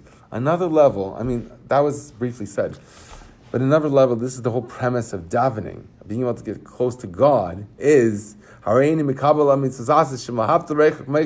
love every Jew like myself. My friend, I love like myself. Therefore, we're one body. And if I'm one body, that's attractive. That's the smexy. That's the smexy. You want to know what the Rebbe said about our generation? Smexy. Love your fellow like so. Why did I call it smexy? Because I translate smexy, or the other word that it's not a corruption of that word. I call that attractive. Whatever you're attractive to, that's what I call smexy. You want someone wears a nice suit? Smexy. It's attractive. You look really sharp. Everyone's crazy about a sharp dressed man.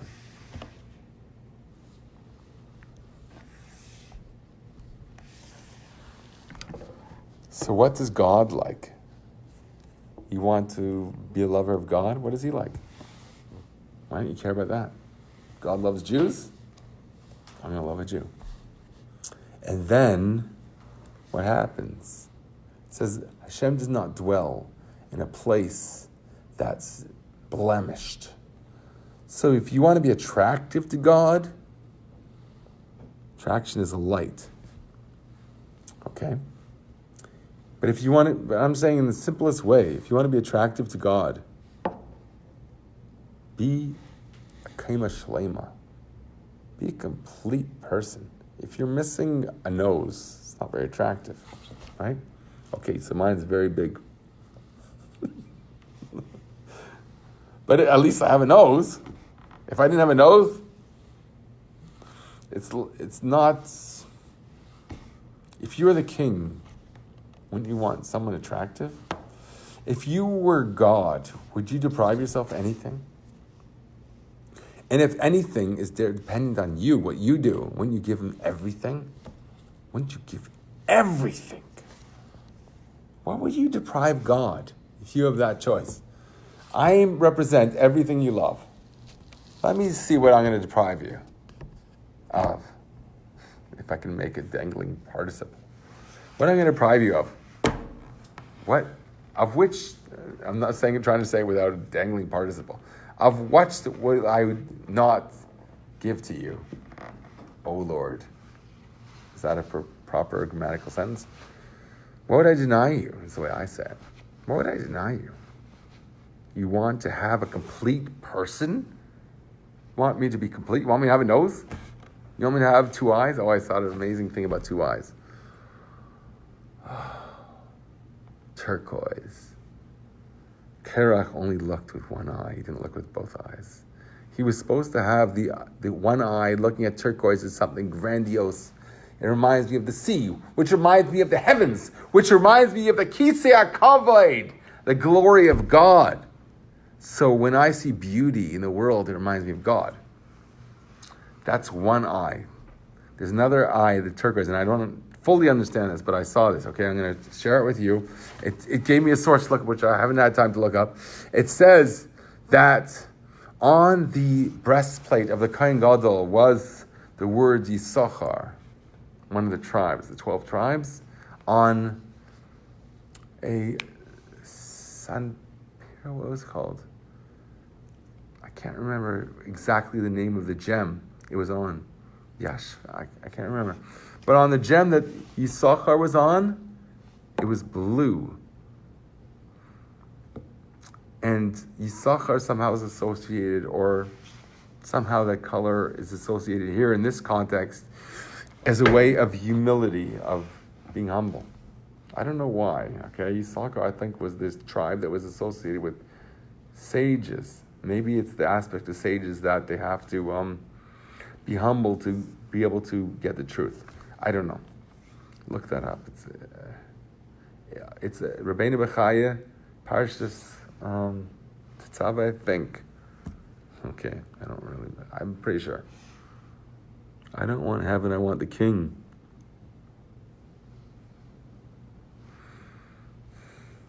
We want the king.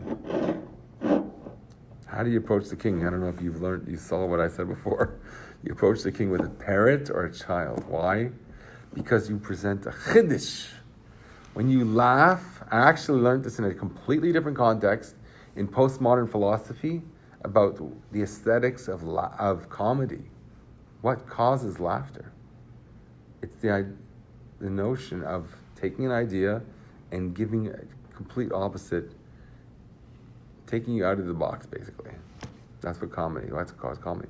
That's what caused laughter in the king when he sees a parrot. When he sees an animal that can talk.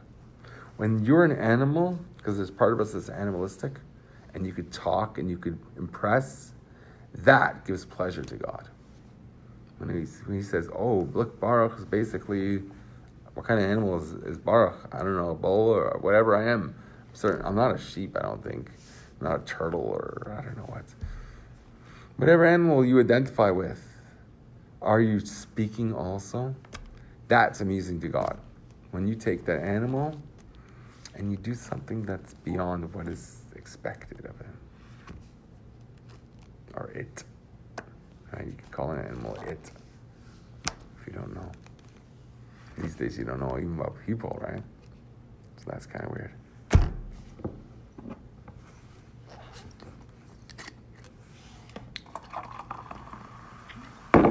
So, this Yitzchak, the Kerach, is about laughter. Why did Kerach laugh at Moshe?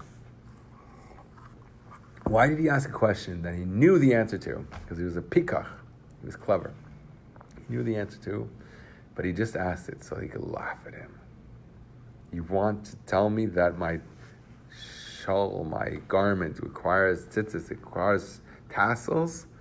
The whole thing's made of turquoise. I don't need one tassel of turquoise to exempt it from its obligation. The whole thing's made of turquoise. Moshe said, yeah, it requires tzitzis. It requires the mitzvah of tassels, these things, right? Why?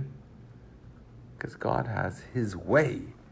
He embraces you, he encompasses you, and puts you in a garment. You're going to immerse yourself in turquoise? Yeah. But there's a way, there's a path. There's this strand, there's this laser beam light.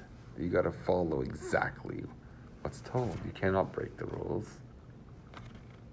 That's beautiful to God. That's beauty.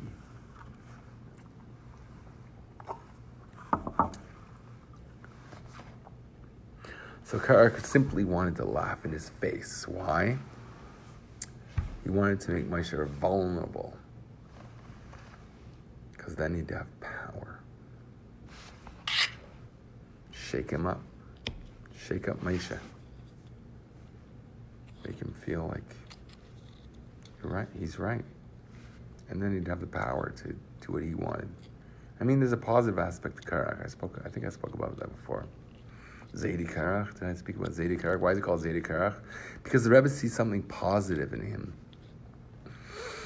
That he had this passion to want something very badly. Willing to fight over it, okay?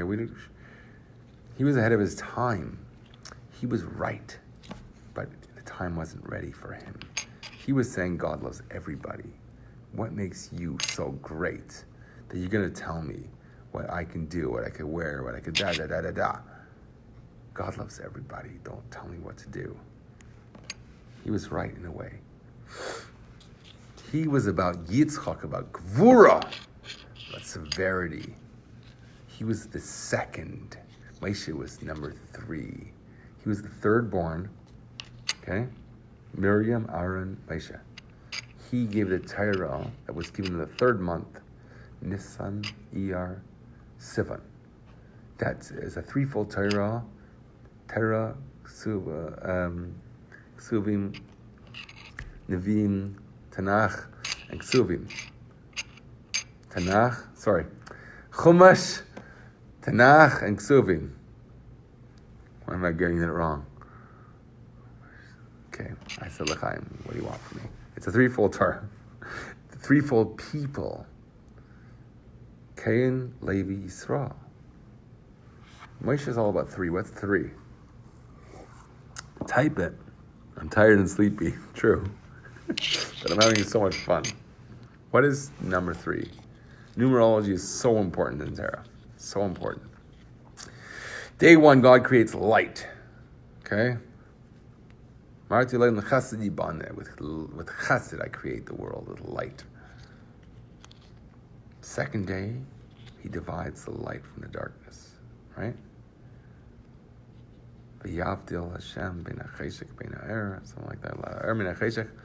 He separates. He used the word yavdil, interestingly, but it's talking about two things that were different. Separate two things that are different. They were at mixture. There's this chaos of this admixture of light and darkness. Separate them. They're two separate entities. What happens on the third day? Oh, that was the first day. Maybe. No, I'm getting a bit confused. The second day, God separates the lower waters from the higher waters, which is awesome because you don't know what that means, do you? Else you'd be saying, yeah. What does that mean? Water is pleasure.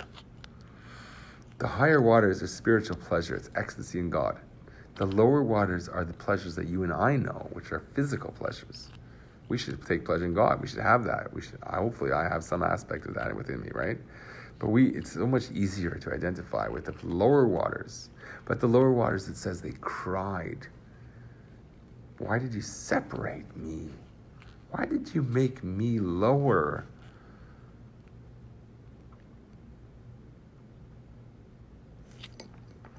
Why did you make me lower? The lower waters. Why did you make me lower? The lower waters is physical pleasure. Why did you make me lower? What's so bad about me that you made me lowly? Why didn't you embrace me too? Why didn't you put me under the tchelis shawl, the talis made of tchelis? Why don't I come in there? Not my feelings important too? I'm a physical person. You don't love me the way I am? You don't embrace that too? They cried before God. The lower waters cried before God. So God says, okay, I do care about you. And what did he do? Someone type it before I say it. And someone else will give you $1,000. Mayim baichim, and what did God do about it? Shani kletz. What did God do about it? What happened to Lot's wife? What did she turn into? And why? Type fast. You have 10 fingers.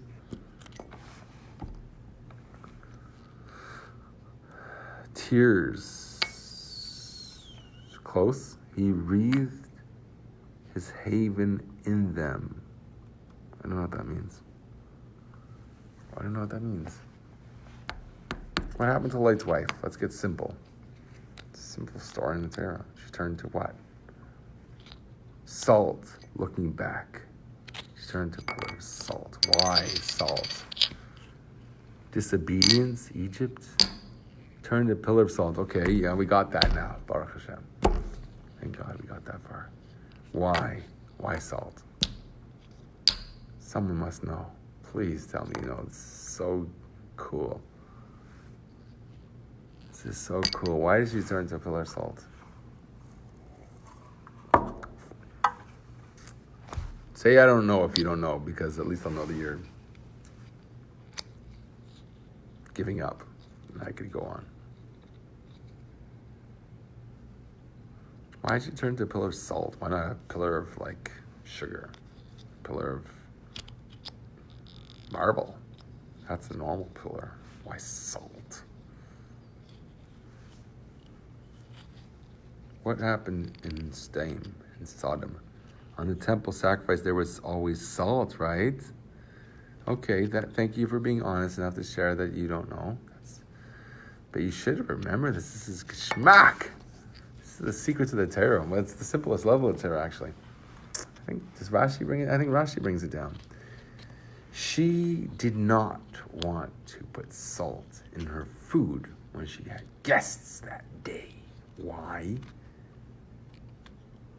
Why didn't she want to put salt? Don't you want to put salt in your soup? You serve chicken soup without salt. You know what it tastes like? What does it taste like, chicken soup? You ever forget to put the salt in the soup? It tastes like... Don't want to eat it. No one's going to eat it. There's a famous story when they're hosting the Alter Rebbe. And everyone wanted the merit of putting salt. They didn't know if... They had a job to prepare the meal for when the Alter Rebbe, the first Lubavitch Rebbe, was coming to... They were hosting him. So everyone wanted... They didn't know who was in charge of the salt. So everyone said, I want to make the soup taste because they put in salt. And there was a Rebbe there with him, and he couldn't eat the soup, and the Alter Rebbe ate it. It was so salty, you couldn't eat it. But he ate it. He says ever since he went to the Mezritch Magid, his teacher, his Rebbe, he never had any pleasure in this world again. So he didn't taste that there was too much salt to eat. But why would you put no salt? And remind me how to connect this, because that resonates beautifully with the whole idea of what salt is. But why would Lot's wife not put salt? Why did she turn to pillar salt? Because she didn't put salt in the food. What did that do? Can you imagine being a guest at someone's house and the hostess didn't make the food taste normal? You wouldn't want to come back, would you? In Steim, they didn't want to have guests. They wanted to destroy and humiliate their guests, because in Steim, it was all about me. And it was disgraceful to care about anybody else. God gives you something, that's holy. That's for me. Don't you dare give it away. Don't share your religion with anybody. It's just for you. It's private. So if you believe in Mashiach, don't tell anybody about that.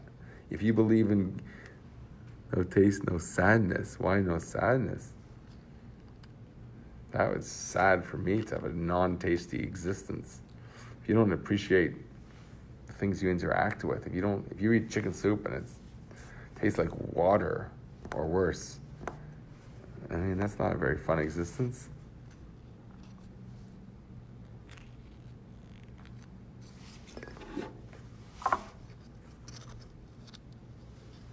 No taste, no guests.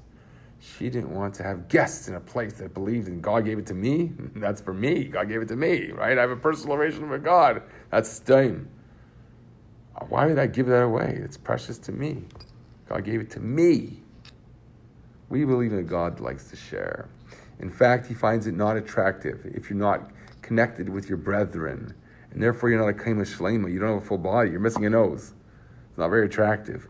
Bring the nose in. How do you do that? By saying, I'm not just myself, I'm part of a whole body of people. I have to get along with everybody. And to do that, I create a kaima shlema, a full stature. That's the smaxi of God.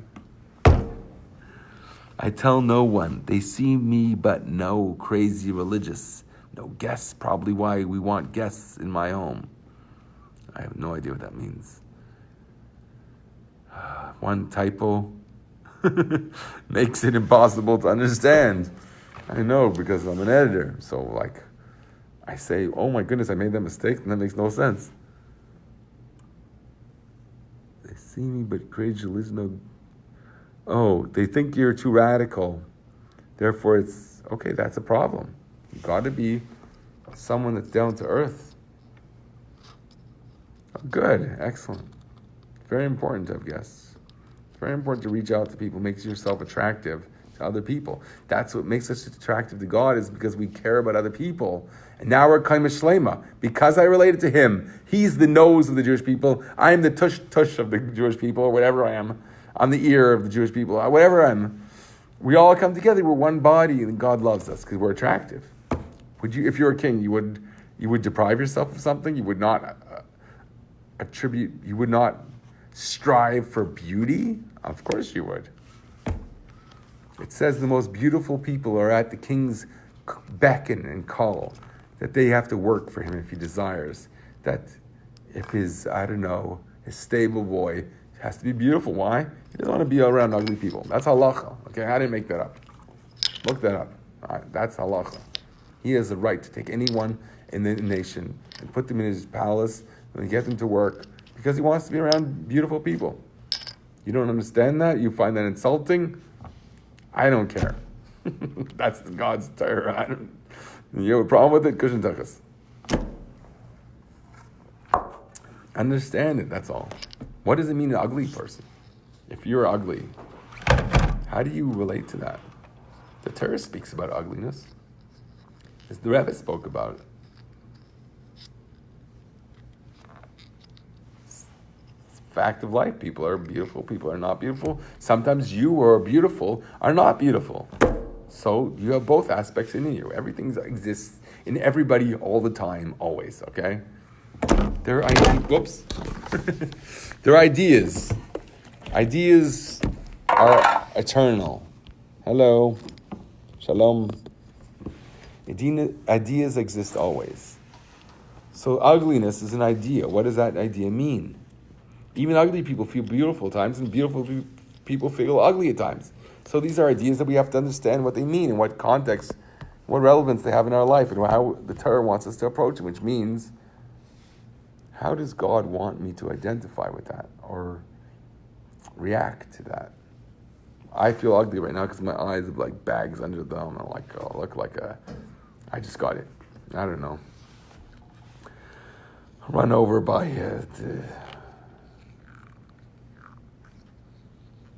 whatever. I don't want to say anything bad. What does that mean? Thank you. But I don't know. Beautiful people feel ugly at times. And it might not even be true, but they feel ugly. What does it mean?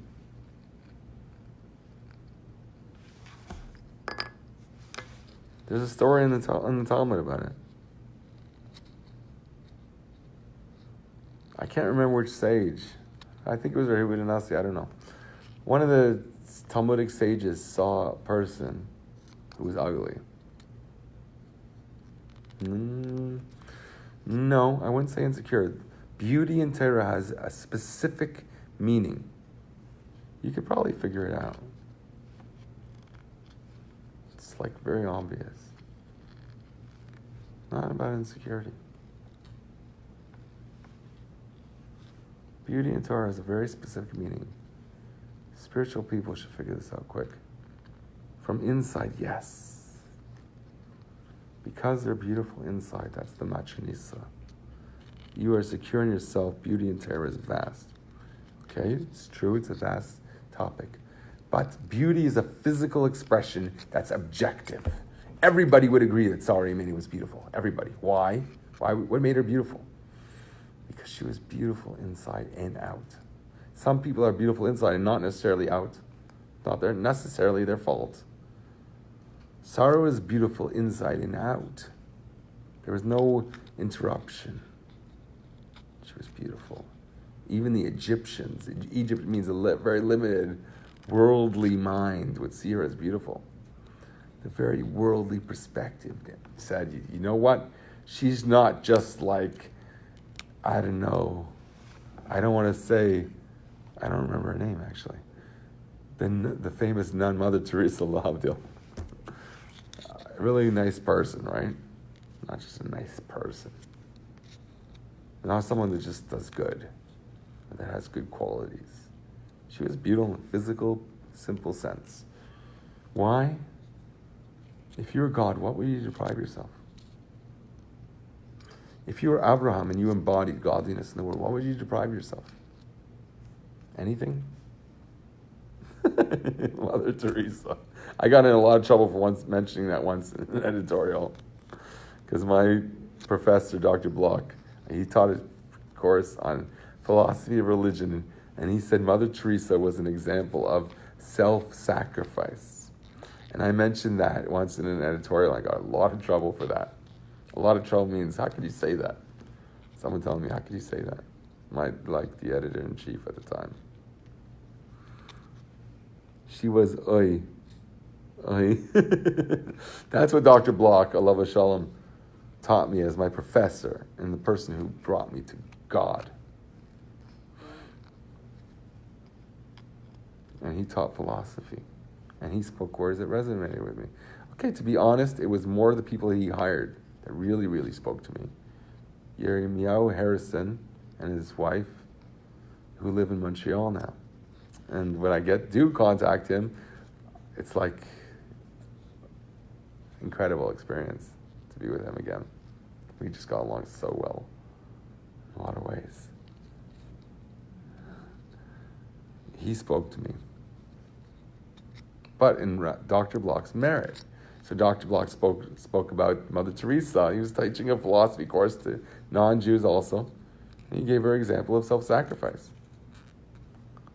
Then he taught us Kierkegaard's whole thing about the Akeda. He wrote about Kierkegaard, the philosopher, the existential philosopher, wrote about the Akeda as the ultimate embodiment of self-sacrifice. And he explains why at length, and it resonates with Torah. It happens to be in line with Torah as far as I know. The way I remember it and the way I know the Torah about Akeda. It resonates, it makes sense. It works.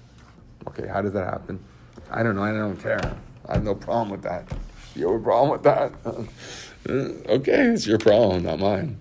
Kierkegaard, I colored that book. That was a coloring book of mine, which is a very big compliment. It means I highlight the whole thing. I knew many who said otherwise, and I'll leave it there. Okay, but Mother Teresa, I don't care about Mother Teresa. I don't know anything about her. I just know that to Dr. Block, she represents someone who has a selfless mission. Maybe he's wrong. Maybe he's misinformed. I don't know anything about Mother Teresa. I do care about goodness in the world. So if she represents that, good. If she doesn't, okay. So let someone else represent that. I don't care.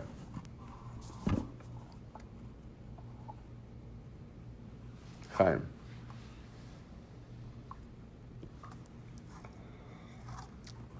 I forgot why we're talking about Mother Teresa. I'm sure she had something to do with something.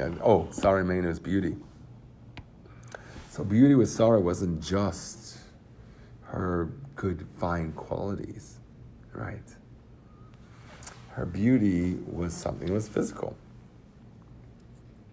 If you're God and you loved Avram, would you deny him that? Why would you? Give him everything. Give him everything. Why not? Wouldn't you give someone you love everything? Okay, he challenged him. Gave him the Akeda. Okay, that's hard. That's difficult. He put him in a fiery furnace. That's hard. Because I imagine that Avram touched the furnace and he burnt his finger before he was thrown in it. And it probably he felt a little bit of pain. I'm just guessing. I'm making this up. And then he realized that his pain is God's pain. And God's pain heals him at the very same second as he's burning up. And not only that, becomes Gan Eden. I think that there's a medrash that says that. I wish someone would find it for me. I believe, the way I understand it, he was in Gan Eden at the time when he was in the furnace. So what would that look like? He's thrown in the furnace. It's a real fire. God makes a miracle. What kind of miracle was it? How do you understand that? I believe that the God's miracle was that while he was burning, God was curing him in a miraculous way. And that gave so much pleasure to Abraham because he said, I was ready to die for you and suffer for you and burn up. And who can imagine the pain of that? I cannot even fathom. I can't imagine going into a cold shower, let alone a furnace. Okay, that's the opposite spectrum, obviously, but it's torturous pain. And everyone said, I was prepared to do this for you, and you love me so much that you're causing this fire that's real become my Gan Eden. What's the Gan Eden? Even if we didn't feel any pleasure, I imagine he did feel pleasure, because if the way I understand it, he was in Gan Eden. But let's say he didn't. Let's say his pleasure was simply seeing that God loves him so much that in his torturous moment, He didn't want him to suffer. What could be more beautiful than that? When God shows so much compassion for him, that he didn't suffer. Forget about whether he had ecstasy or not. And being thrown in the furnace, he didn't burn up. What could be greater than that? I mean, I feel good when I'm feel healthy. I feel good. I wake up in the morning, and if I got a good night's sleep, I feel good. If Avram felt good just because he got a good night's sleep the night before, which he probably didn't, and he was in prison for 10 years, and prior to that he was in exile for 10 years in a cave. Okay, that's 20 years of misery. And then he was thrown into a furnace. And in the furnace, he was going to, let's say he didn't experience pleasure. His pleasure was then, at least, seeing that God didn't want him to suffer, be burnt up. I care about your flesh. What would I deny the person that I love? Why would I deny him? Why would I deny Avram Avinu, Avi, my beloved? Why did I deny him? Why would God deny anyone who was at Har Sinai? Everyone. Every Jew. Why would he deny him? Amzu Kanisa. This is a nation that I acquired.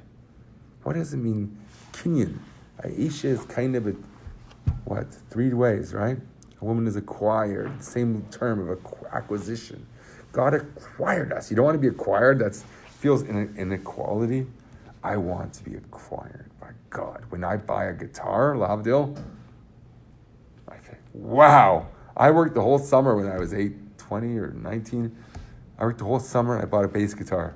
I became religious afterwards. I almost never played the bass guitar. I don't know how to play bass. But I bought a really cool guitar.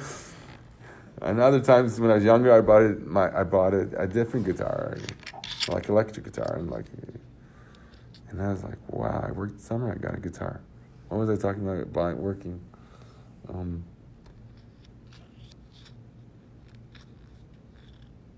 remember. There was some point there.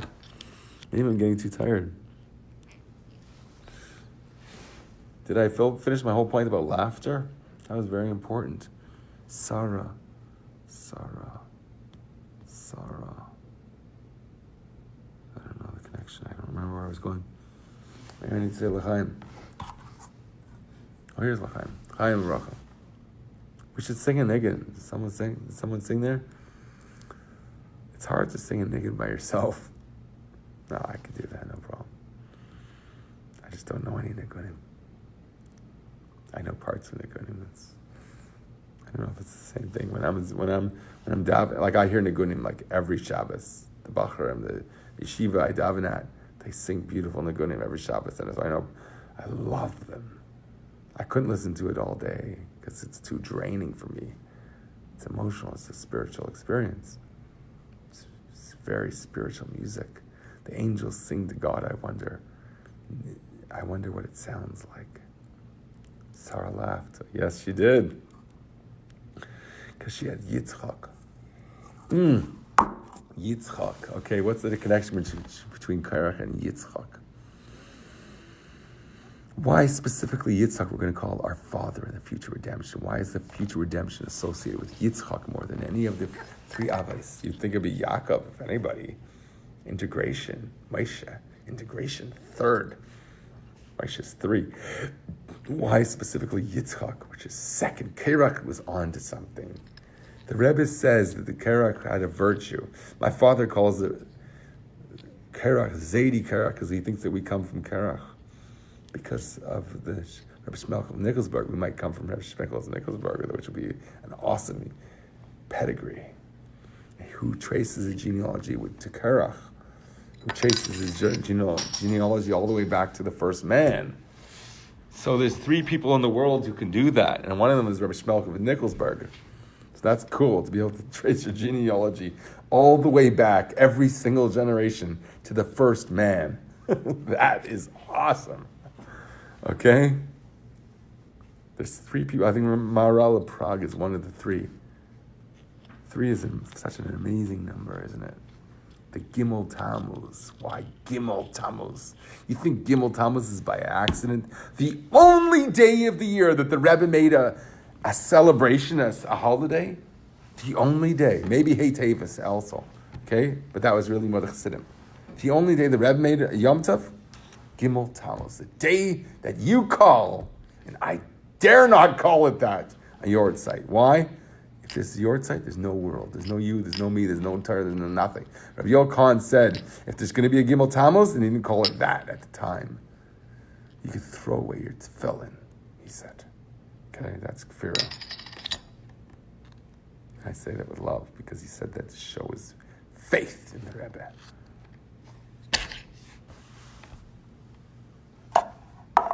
That's awesome.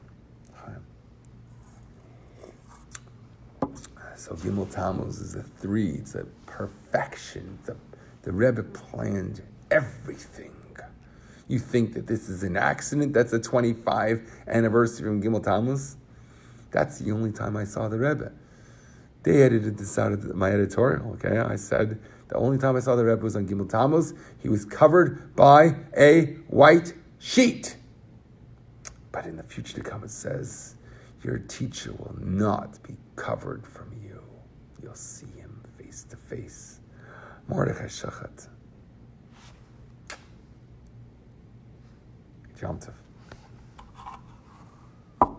I learned a lot from you, Mordechai. I'm not so different from you. Try to see that similarity. And I think that I've been bothering Yosef.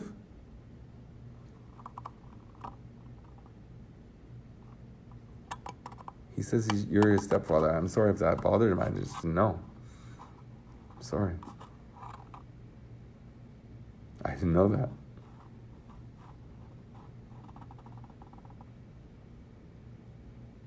Apologies. I won't bother him anymore. I just saw his name was spelled the same way as yours, which is a bit unusual way to spell shachat. Shuchat. So that's all. I just recognized that tonight.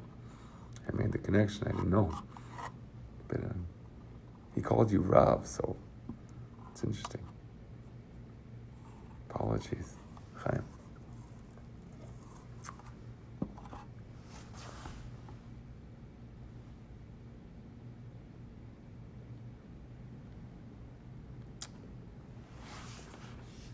So I want to speak about what Yitzchak is and what his connection was Karach, and why Karach was ahead of his time. Why did he identify with Yitzchak? Why was he bald? Why was he about this pattern balding where men lose hair here? So he has hair here. Why did he go to Moshe and say a talus that's kulat chelis doesn't need tzitzis? Yeah, it needs tzitzis. You fool! Why would it need tchelis? Why would it need tzitzis rather? Because the whole thing's made out of tchelis. You want one string to fulfill its obligation. The whole thing's made out of that color, of turquoise, of blue. Then Moshe says, okay, so he wants to laugh at him again. So he says, a house that's full of Sefer Torah, of Torah scrolls. Does it need a mezuzah? That room? Moshe said, yes. He laughs at him. Why does he laugh at him? He only asked a question only to laugh at him. He knew his answer in advance. He's not an idiot. He was a peacock. He's a very clever person. He knew he was going to say yes. Okay? So why did he ask the question? He wanted to laugh at him. He wanted to make him vulnerable by being cynical, laughing at him for saying, yeah, I believe in God. God's there too. Even though it's 2 parashas of Shema, and here you have the whole thing several times over. It doesn't matter. God says so, I'm going to do it. It's very cynical to laugh at someone like that. That just believes and wants to follow what God said. So that was the dialogue was first. It's It's very important that first he talks about Tchelis. In fact, Rashi only brings that on his commentary on Chumash. But the Medrash speaks about the second part, where he asks about the mezuzah. I don't think Rashi brings that. And then it relates to, is it total attack against the kahuna, the priesthood? And each is very fascinating. The Rebbe says in the Chelik Ches of the Chutei Sichos, he says that each letter of Kerach represents an aspect of his attack. And interestingly, the first letter, which is very significant in Torah, I think it's attributed to Shloh HaKadosh. But the first letter describes the whole meaning of the word. So if Kerach is the Kuf, that becomes the most significant. But check this out. The Kal Hashem Ksur Alami, when we say something like that, Hashem created the world with the two letters, Yud and Hey. Okay? Yud creates the world to come, and Hey creates this world. And the Hey is perfection in this world. It has three sides to it: thought, speech, and action. I think the top is thoughts. The right side is what? Speech, I think. And the left side is action. And the way that they connect to each other is very relevant. And the three letters in the word Kerach, each is a corruption of the letter Hey. Interestingly. So he got it wrong, or he was ahead of his time in all three aspects. So the Hey is perfection, and what's Kuf next to Hey? It means that the left side is longer. It's drawing down and saying, the physical, God loves me. This is his first taina. This is his first argument. I'm going to wrap myself totally in turquoise and immerse myself because Hashem loves me. I don't need to have tzitzis. I don't need to have rules. God loves me as I am. You want me to prove it? Tchelis. It's kleis hanefesh. I love God, and God loves me. That's all that's important. I don't need tzitzis. I don't need a specific way. I don't need I'm not going to get too mystical, okay? Look it up. That's kuf, the long leg on the left side, which is action. The physical experience becomes front and center to Kerach. The other one is more of dialectics, because he goes back a bit to the Meraglim. The spies said, I don't need to go into the Holy Land. I don't need a land. Monkey, God love you indeed. Seymour. Get mystical. Oh. It's very hard for everyone to get mystical. I'll try and just touch on it a bit. Kut, you mean a chut? Kuf, oh, that's the monkey? Oh, I saw something awesome about the lion today in learning Pirkei Avos. It says, better be the tail of a lion than the head of a fox. Oh, I translate those words in the most beautiful way. What does that mean? Okay, it simply means follow big people rather than be the leader of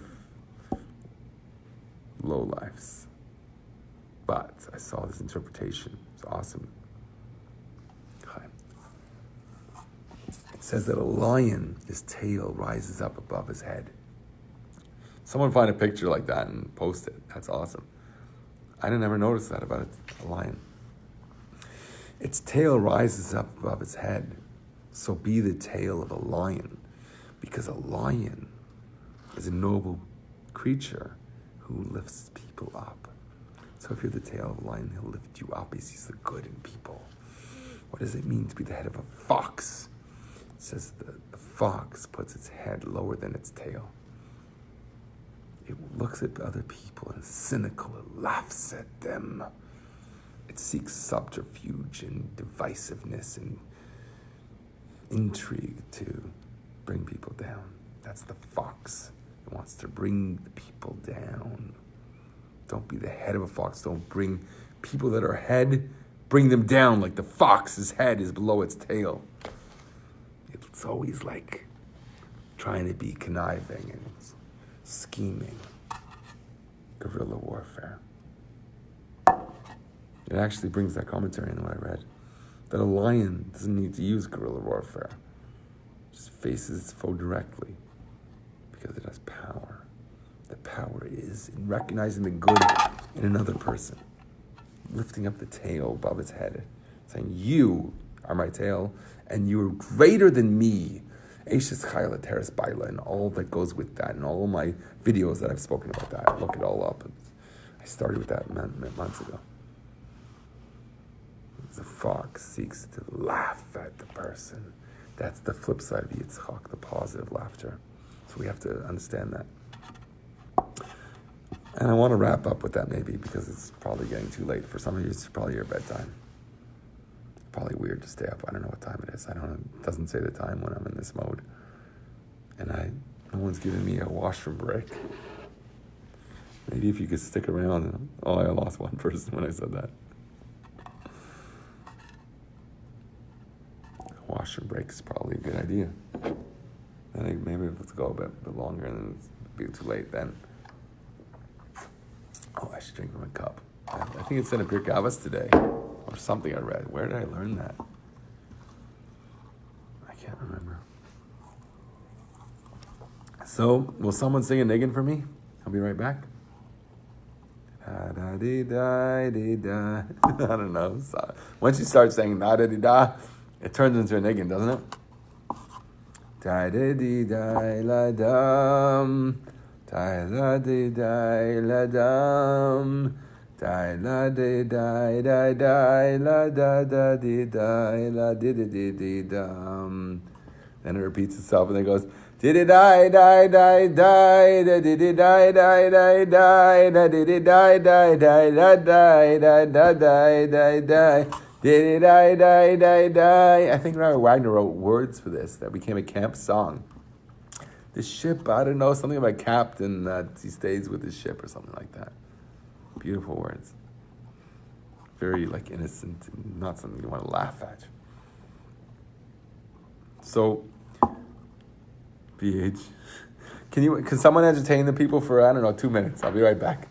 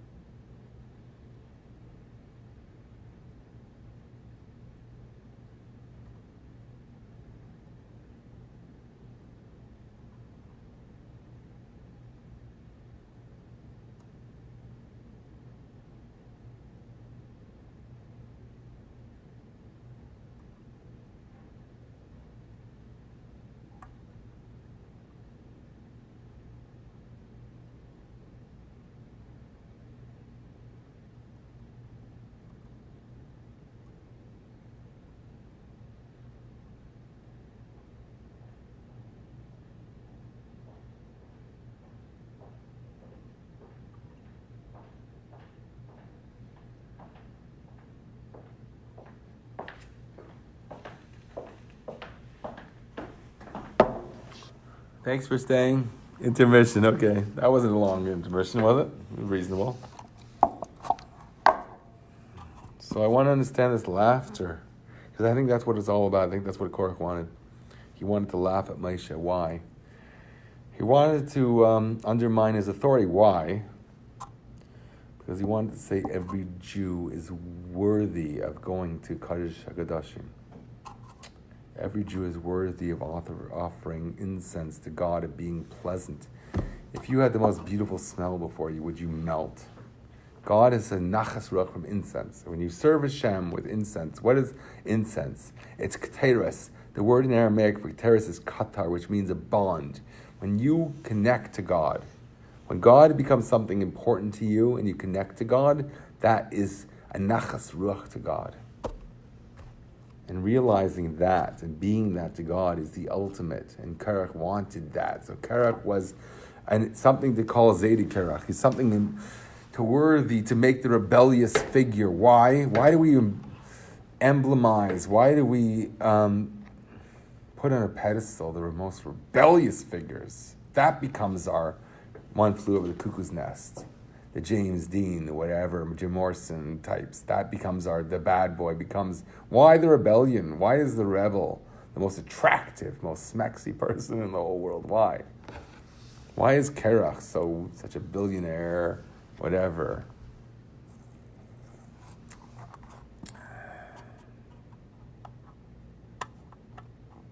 What was he fighting for? What was his passion for? Everyone heard God speak. Say, Anechi Avayli Kacha. I am the Lord your God. B'lashon Yachid in the singular. The singular. Anechi Avayli Kacha. Not Elokeichem. I am the Lord your God. So God loves you personally. You are his tchelis. I mean, that happens to be a gorgeous color, so it's easy I like to call it turquoise. It's probably not turquoise.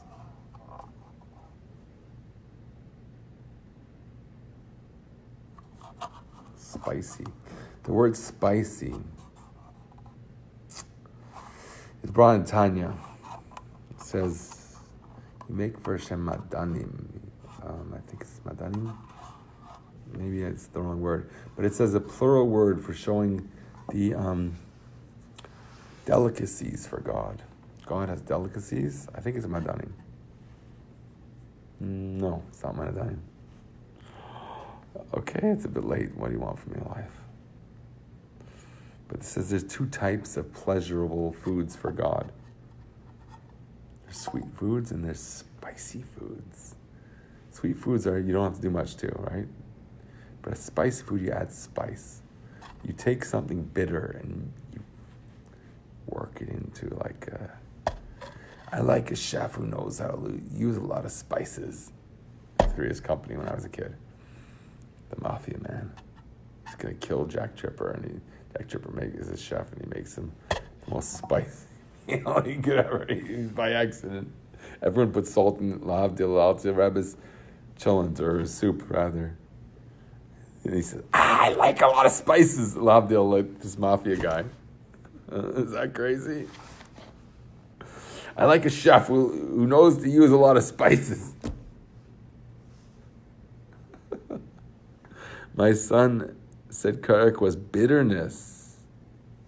Okay, well, this is a side point about spiciness because Shani Kletz mentioned spicy people. So I'm saying a spicy person usually refers to a Baal Tshuva who's become bitter, right? Because he went off the path, and then he spices himself up to make that bitterness tasty and very pleasurable. Ne'imais yitenu. I think it's the word ne'imais, not what I said before. What did I say before? I said, now I'm thinking it's ne'imais. I don't know. No, that's not. Ne'imais means voice. I don't know. I don't know what I'm talking about. Maybe I should sign off. Just having so much fun. But I don't know if anything sensible is coming out of me anymore.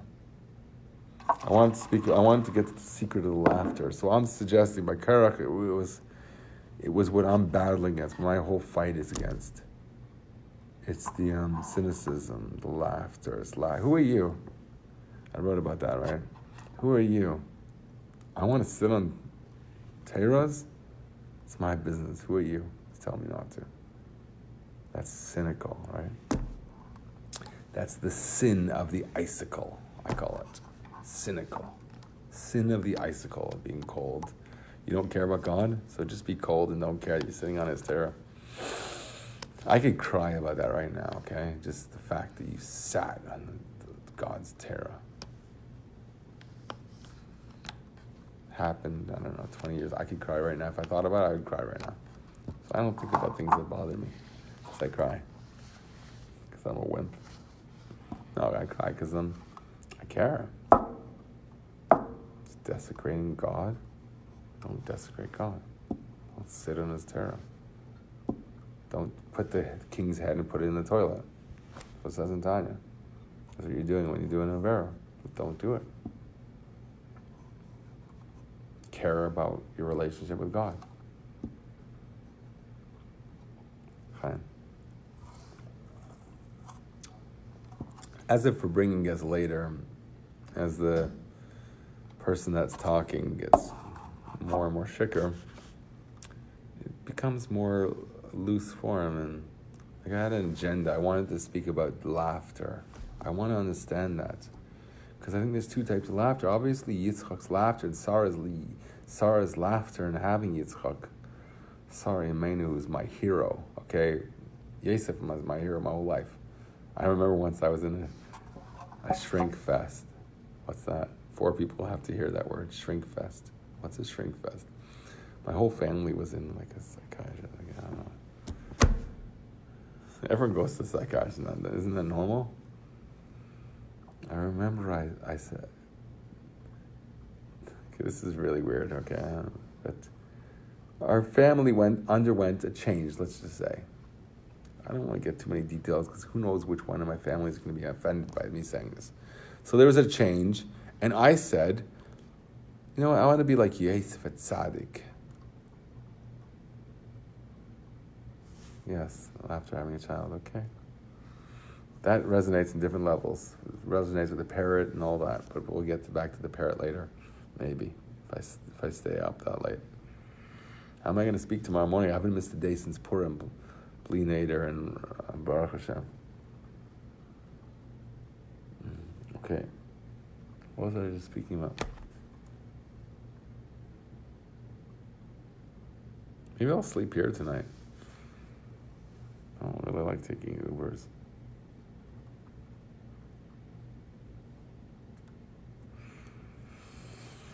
Or maybe Perrier is the answer. Should I give a break to the sponsor? Hi, Dove Letterberg. How are you tonight?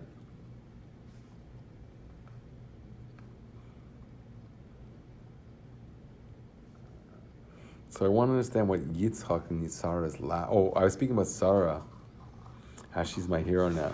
I don't know what relevance that is to you.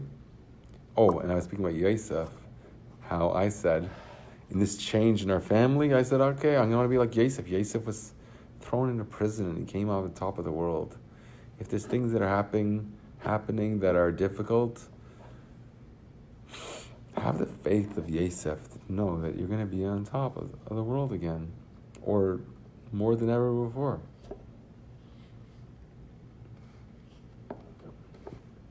So I remember saying that many, many years ago. And so Yosef was my hero for so long. And now I have someone that impresses me more than Yosef. That's Sarah Imenu, because she laughed at Parai. I don't say she laughed at Parai. She laughed when she had Yitzchak. I imagine she sneered at Parai. She laughed at Parai. She sneered at him. You're okay. You're the king of the universe. I don't care, because I have a real king of the universe. I believe in God, and I know God cares about me and loves me. I'm not going to let you harm me. Avram Avinu, when he was in the fire, in the furnace, I don't think he cared whether he was going to go to Gan Eden at that moment. The fact that God made him not suffer, I think that itself is a Gan Eden. That's the Garden of Eden. That's the paradise. What do you need more than that? That when you're in Pharaoh's chambers and his claws are on you, you say, they're not on me. You're not going to touch me. God loves me. He's not going to let this evil touch me. And Sarah was the most powerful person in the world. And I believe she was the most powerful person that ever lived. Why? Show me an example that's more potent than Sarah made it when she would destroy the entire city. I can't think of it.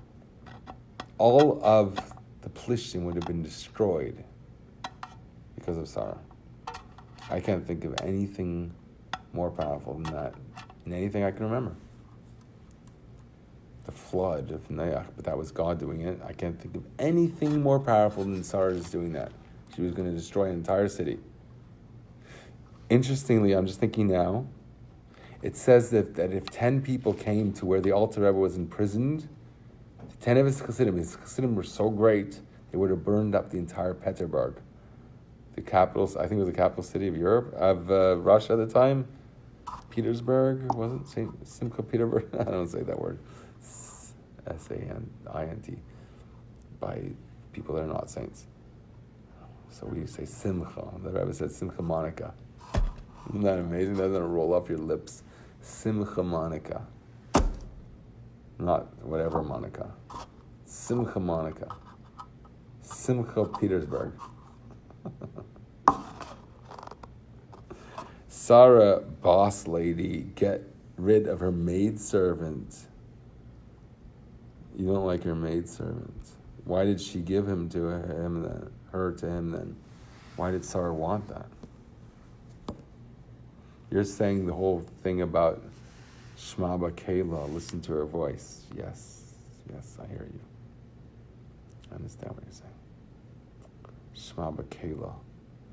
Tishlach es, what does she say? It's cast out that woman in her son. That woman. Didn't Clinton say that? Something about like that woman? I never followed that. Baruch Hashem. I don't know about the cigar and all that. I have no idea what that's all about. Baruch Hashem. That's one thing I don't have to unhear. Hagar.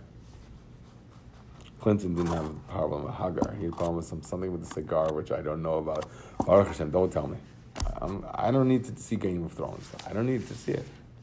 Even though it's like replying to Shana. Hagar. Oh, okay.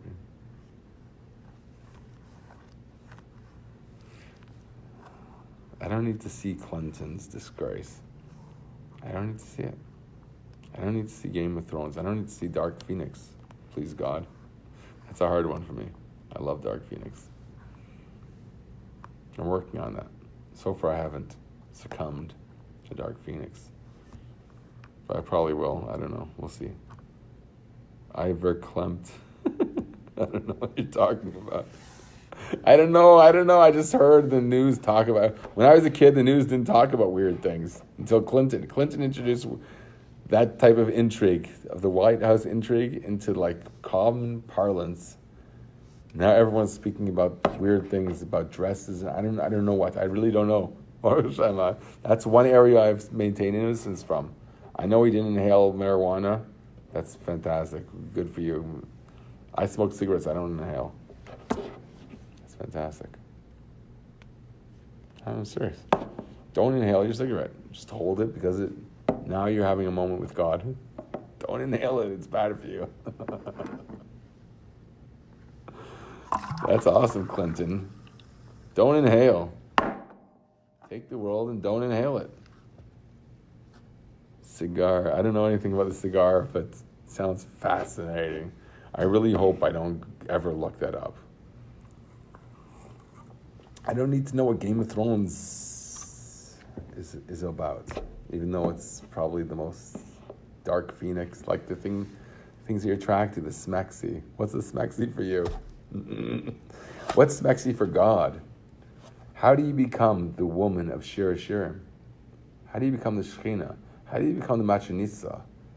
How do you become what Aaron wanted, what Kerach was the opposite of? Kerach was about fighting, conflict. Someone's asking me about... Kerach was about conflict, and what was Aaron about? Shalom, the opposite.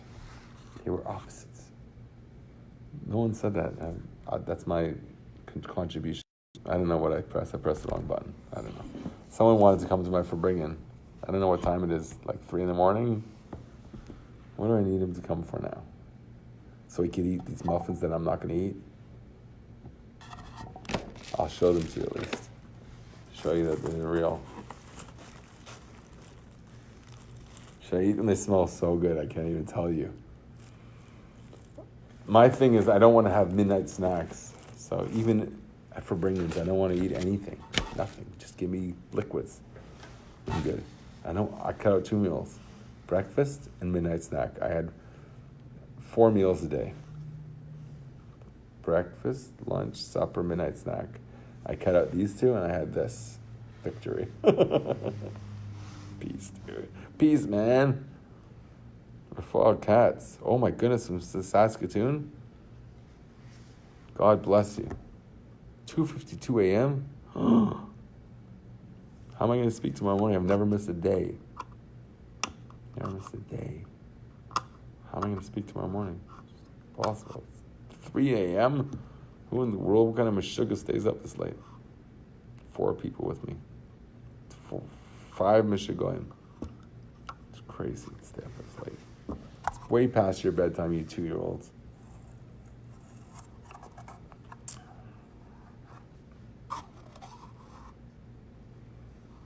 So, you know what? I'll leave Bli Neder when I understand laughter of Yitzchak and the laughter of Kerach and his congregation, which I say is cynicism. He just wanted to laugh at them for the sake of laughing at them.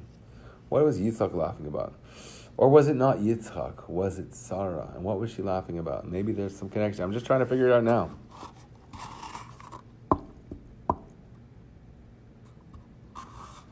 Sarah laughed, said, whoever hears this will laugh with me.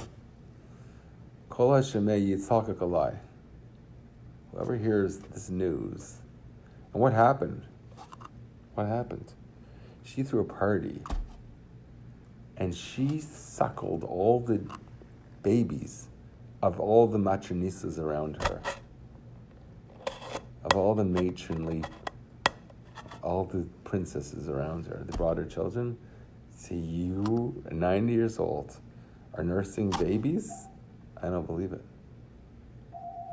Someone's calling right now. That's crazy. I'm not answering the phone. She was too old to have a newborn child, right? So she says, okay, I'll nurse them. She nurses all the babies. Whoever hears me will laugh with me. Why would they laugh with me? They'll see this miracle as real. I'll nurse their babies. They'll get nourishment from my miracle. How much nourishment have you had from the fact that God threw Avram Avinu into the Kivshana Eish, the furnace, and he survived? You wouldn't be here if not for that. I promise you that. And I don't say promises very lightly.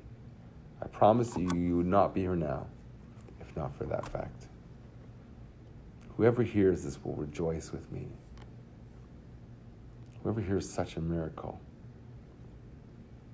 that I had a child at 90, and therefore there's such a thing as a holy genealogy, a holy pedigree.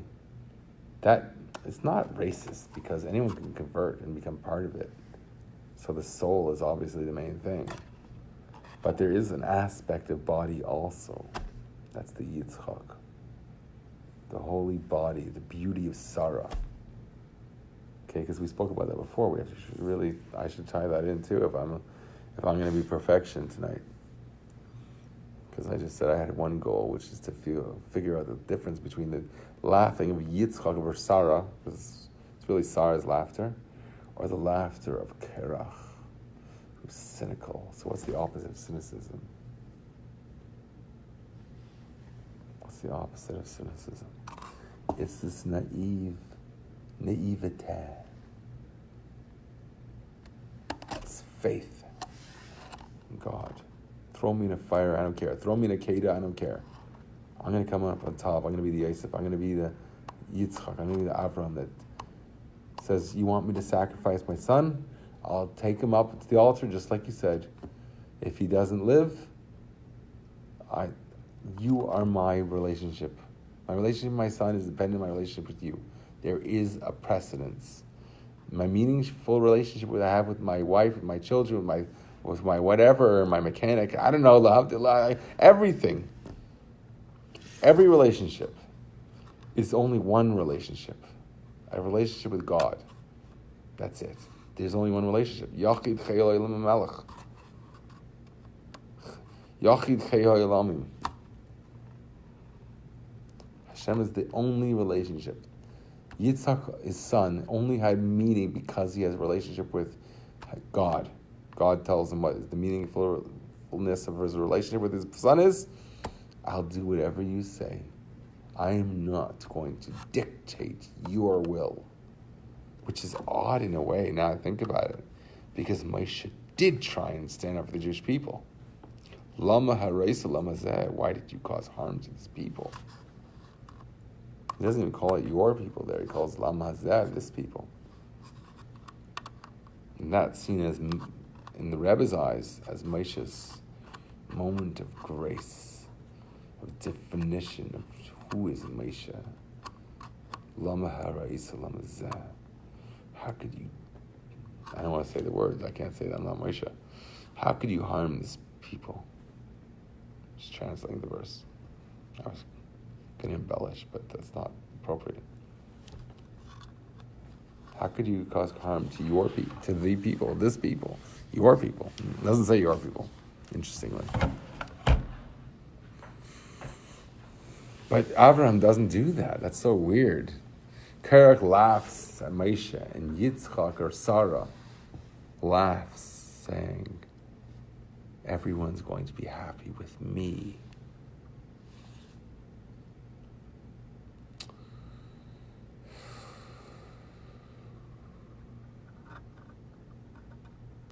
So Sarah had faith that her experience, her miracle is going to be met with people's blessing. Everyone's going to laugh with me. Everyone's going to see this is for the good. Karak knew that if there's going to be laughter, it's going to be one way. I want to laugh at Moshe. That was his thing. He wanted to be cynical. I mean, I'm saying this in a negative sense. There's a positive sense of Karak that I spoke about before. The positive sense of Karak is that he was ahead of his time. There's going to be a time that not only will we embrace the perspective of Beis Shammai, of Gvura, of Yitzchak, of Karach, of severity, of the Levim, of what's severity all about? Why? What is creation associated with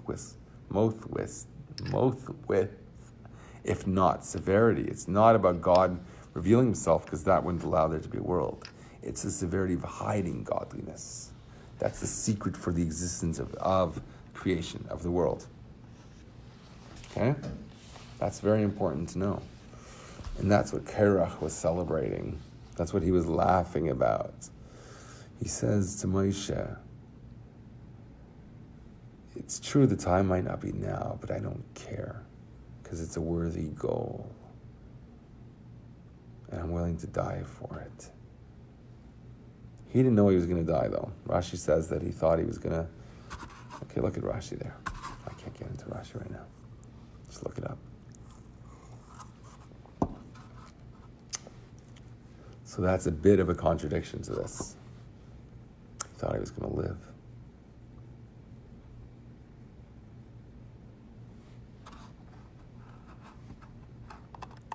Okay, I don't know if I have the mental capacity to answer that right now.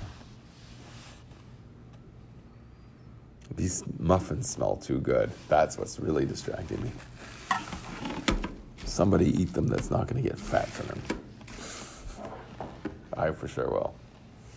Who's staying up with me till 4 a.m? This is ridiculous. You guys are awesome.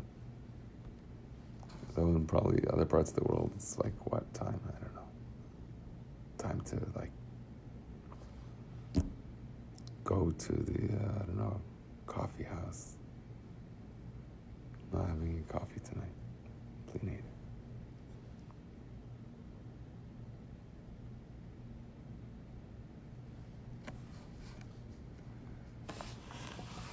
So, I spilled all my Perrier. Okay, it wasn't mashka, so it's not my unlimited tala.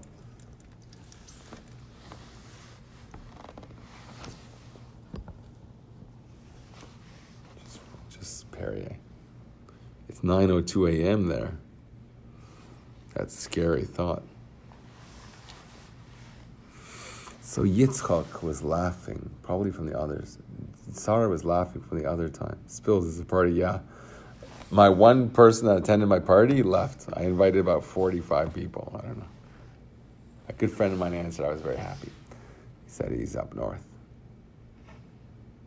Mosquitoes are good this time of the year, right? No. But I don't think any mosquitoes are touching him.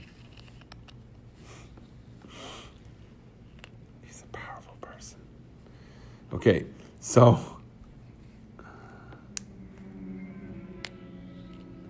I just want to at least answer this one question.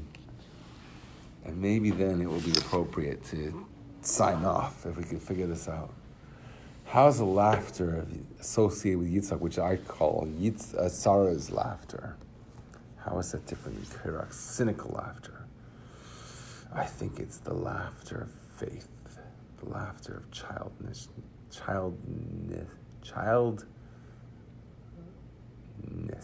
that a word? Okay, I'm going beyond speech. Childlike. That's the word. The opposite of cynicism, which is what? Is naivete? I don't like to think that. What word am I trying to say? Being childish? That sounds bad. Childlike. There's probably a better word. Let's think of a better word. Sincere, genuine, having faith. The opposite of cynicism is faithfulness, childlikeness. It's a bit long, but it's better than mine. Hi Merona Pons. Mirbie. So the opposite of cynicism is what? Maybe it's faithfulness. Having faith. Sarah had faith. The people would rejoice with her. They wouldn't say, you had a child? You know what they did say? This is maybe related, okay? Rashi says that at first they were suspicious that she took some child that was abandoned in the marketplace and passed it off as her child. In other words, she adopted someone. It wasn't hers. So only when she nursed them all, when the Bina Liba, the understanding is revealed in the heart, in the place of the heart, in the woman. That's when it became materialized. That's the understanding. That's why Rabbi Y.Y. Jacobson says, don't say divrei Torah, say truth. When you're nourished by something, when you grow from it, when you have the Yitzchak from it, that's GIMMEL Yitzchak, on the day that Yitzchak was weaned, she threw a party, or he threw a party, they threw a party. He was 2 years old. He was weaned. She doesn't need her milk. He doesn't need her milk anymore. She can now say, I did my job. Now everyone can rejoice with me. And I could show this is a real miracle. That everyone could participate in her laughter of seeing that God does prefer. There is such thing as a chosen people, and it's nothing to be ashamed of. There is the idea of chosenness that Korach was terrified of. That Moshe was chosen to be the mouthpiece of God. The one who had the stutter is the mouthpiece of God. Because it's not about whether you could speak or not to people. It's about whether you're sincere. That's why he could speak the truth. And Aaron, it could be his Nevi'acha, his prophet, his spokesperson. But the breath of the words came from Moshe. The years then weren't as long as our years. That's not true. Give me a source. Sarah wasn't 90 years old our time. Maybe she was in her 50s. Not true. Totally not true. Bring me a source for that. That's not orthodox. That's not part of our tradition. Bring me a source, okay? Then we'll talk. Because my Rebbe says, don't bring me proofs that the world wasn't created in 6 days. Because my Torah says that. And I don't need to apologize for that. I'm not an apologist. The world was created in 6 days. Period. That's the Rebbe. So, when it says 90 years, it means 90 years. Bring me a proof otherwise, and then I'll take it more seriously. That doesn't sound like what's it called? Traditional, I don't know, what's the word? Okay, did we answer the question about laughter? Maybe enough for now. I don't want to miss tomorrow's thing because, even though I'm going to get, I don't know how many hours sleep, I want to wake up at 6 a.m. Why should I make tomorrow different? I don't know. I don't want to. I'm going to get, 2 or 3 hours sleep? That's crazy. Look at my eyes already. It's crazy. So, but I want to do it because that's the way I spend my Sundays. That's the way I do it. That's my life. That's my pleasure in life. I had another question. I can't remember what it was. So good.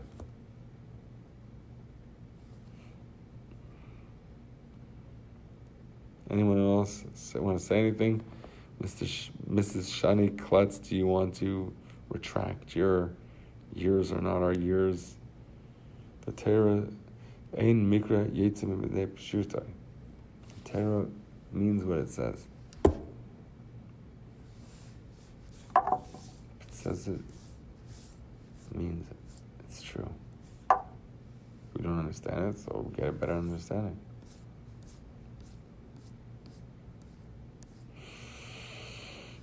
You guys type so slow.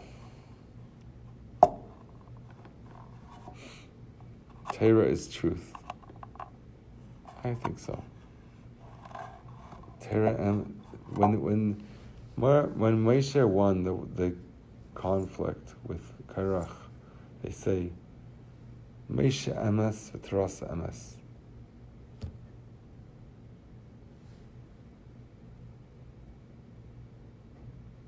I think that's what they say. They taught me that at Neve Yerushalayim years ago. I didn't know. That's not what the Rebbe says.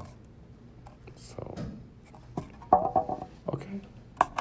Other people, Mekubalim, learn out that the world existed for billions of years. I don't know. I don't subscribe to that. I don't care what the scientists say. Global warming, global climate change, hot, cold, ice age. I don't care. It's interesting. But I don't take that. It's not my truth. When I see a shark jumping out of the water, ready to devour anything in his path, okay, even that, to me, it's awesome. But if the Torah says differently, shark doesn't exist. Okay? I don't want the challenge of that challenge in life, challenging the shark. But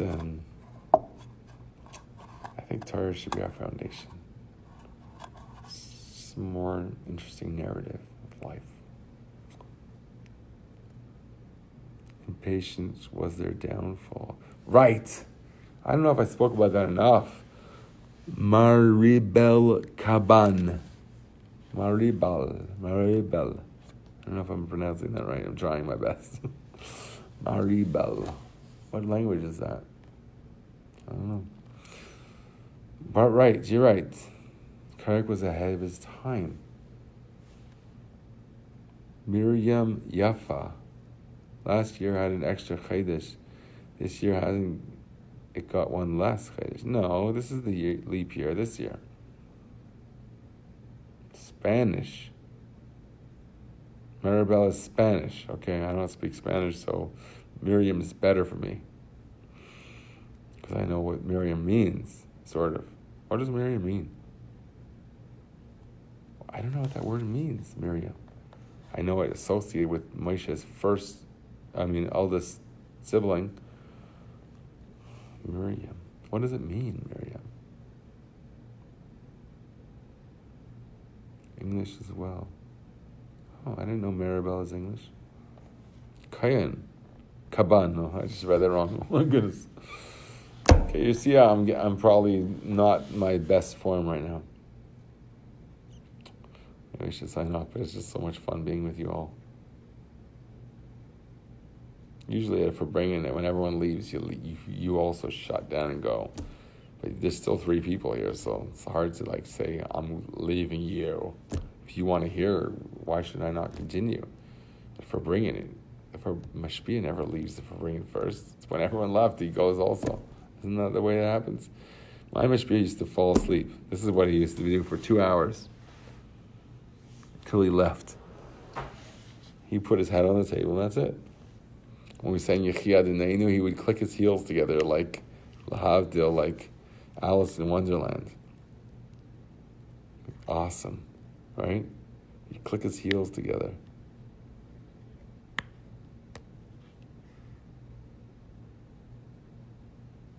He'd click his heels together as if he wants to get to Wonderland, to Mashiach's coming, Lahavdil. He'd click his heels together when we say Yechi. When he's sleeping, okay, he wasn't sleeping, obviously he woke up for that, but we did crazy things. We carried him up the stairs. Remember Lipsker, Abraham Lipsker. He lived nearby, so we took him home. We carried him home, and we carried him up the stairs. Never forget that. And he had an umbrella in a bucket outside his door. And he took that, and he got up and he started chasing us down the hall. I'll never forget that. It was awesome.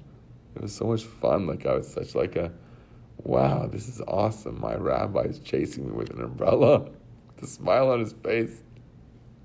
That was my FARBRENGENs. That's how they ended at 4 a.m.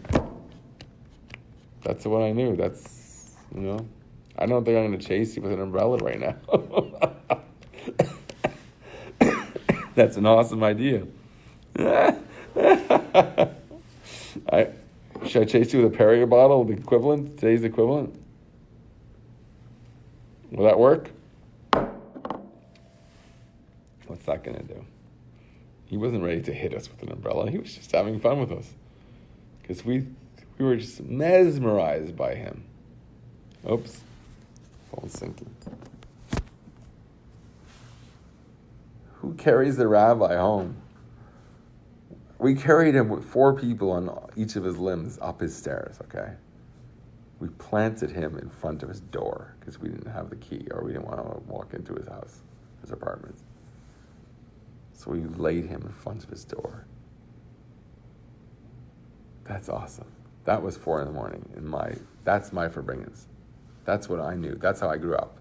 I was 22 years old, I think, or 21. But that's when I grew up. To this father figure that chased me down the hall of his apartment with an umbrella. That's awesome. With a smile on me, he didn't hit anybody. He was just having fun with us. Someone who's had a mysterious nefesh to stay up with us all night. It's beautiful. It's so beautiful. Take a look at him. I think I posted some pictures of him. Look it up. He's beautiful. Beautiful snowy white beard. Beautiful. Maybe one day I'll have a snowy white beard. Teresa Brunon. Hello, Teresa Brunon. Should I turn it off? Anyone votes for me to stay for the 3 people left? If anyone says I should stay, maybe I'll stay longer. I'll give you 10 seconds. Also, I'm going to turn it off. 1, 2, 3, 4. You're counting in advance by 3. So you want me to go? Fair enough. If it's late, people should get a good night's sleep. Who in the world does this? I never do this. Who in the world stays up this late? How am I supposed to function tomorrow? I just figured it's an important thing to do tonight. Gimmel Tammuz. Okay, so... Oh, it's 4 a.m, you meant? I don't know what 4 means. Maybe you were counting with me. It's 5, 6, 7, 8, 9... Nobody? Okay, I'm going to go... Gay schlafen. Very sweet. Okay. So someone wants me to go to sleep. 4 peeps on my end. Yes, that's true. I did it 45 years what you do. I did it 45 years what you do. Bread and butter. That was a bit obscure. Yeah, I like it's hard for me to unravel everyone's haikus. You're saying you did 45 years of what I do now? I'm 48. I did it for 45 what you do. What do? I FARBRENGEN with my Rabbi. Got chased by him down the hall with his umbrella. What's hero in Batman? What? Not the hero, the opposite of hero. Villain in Batman. The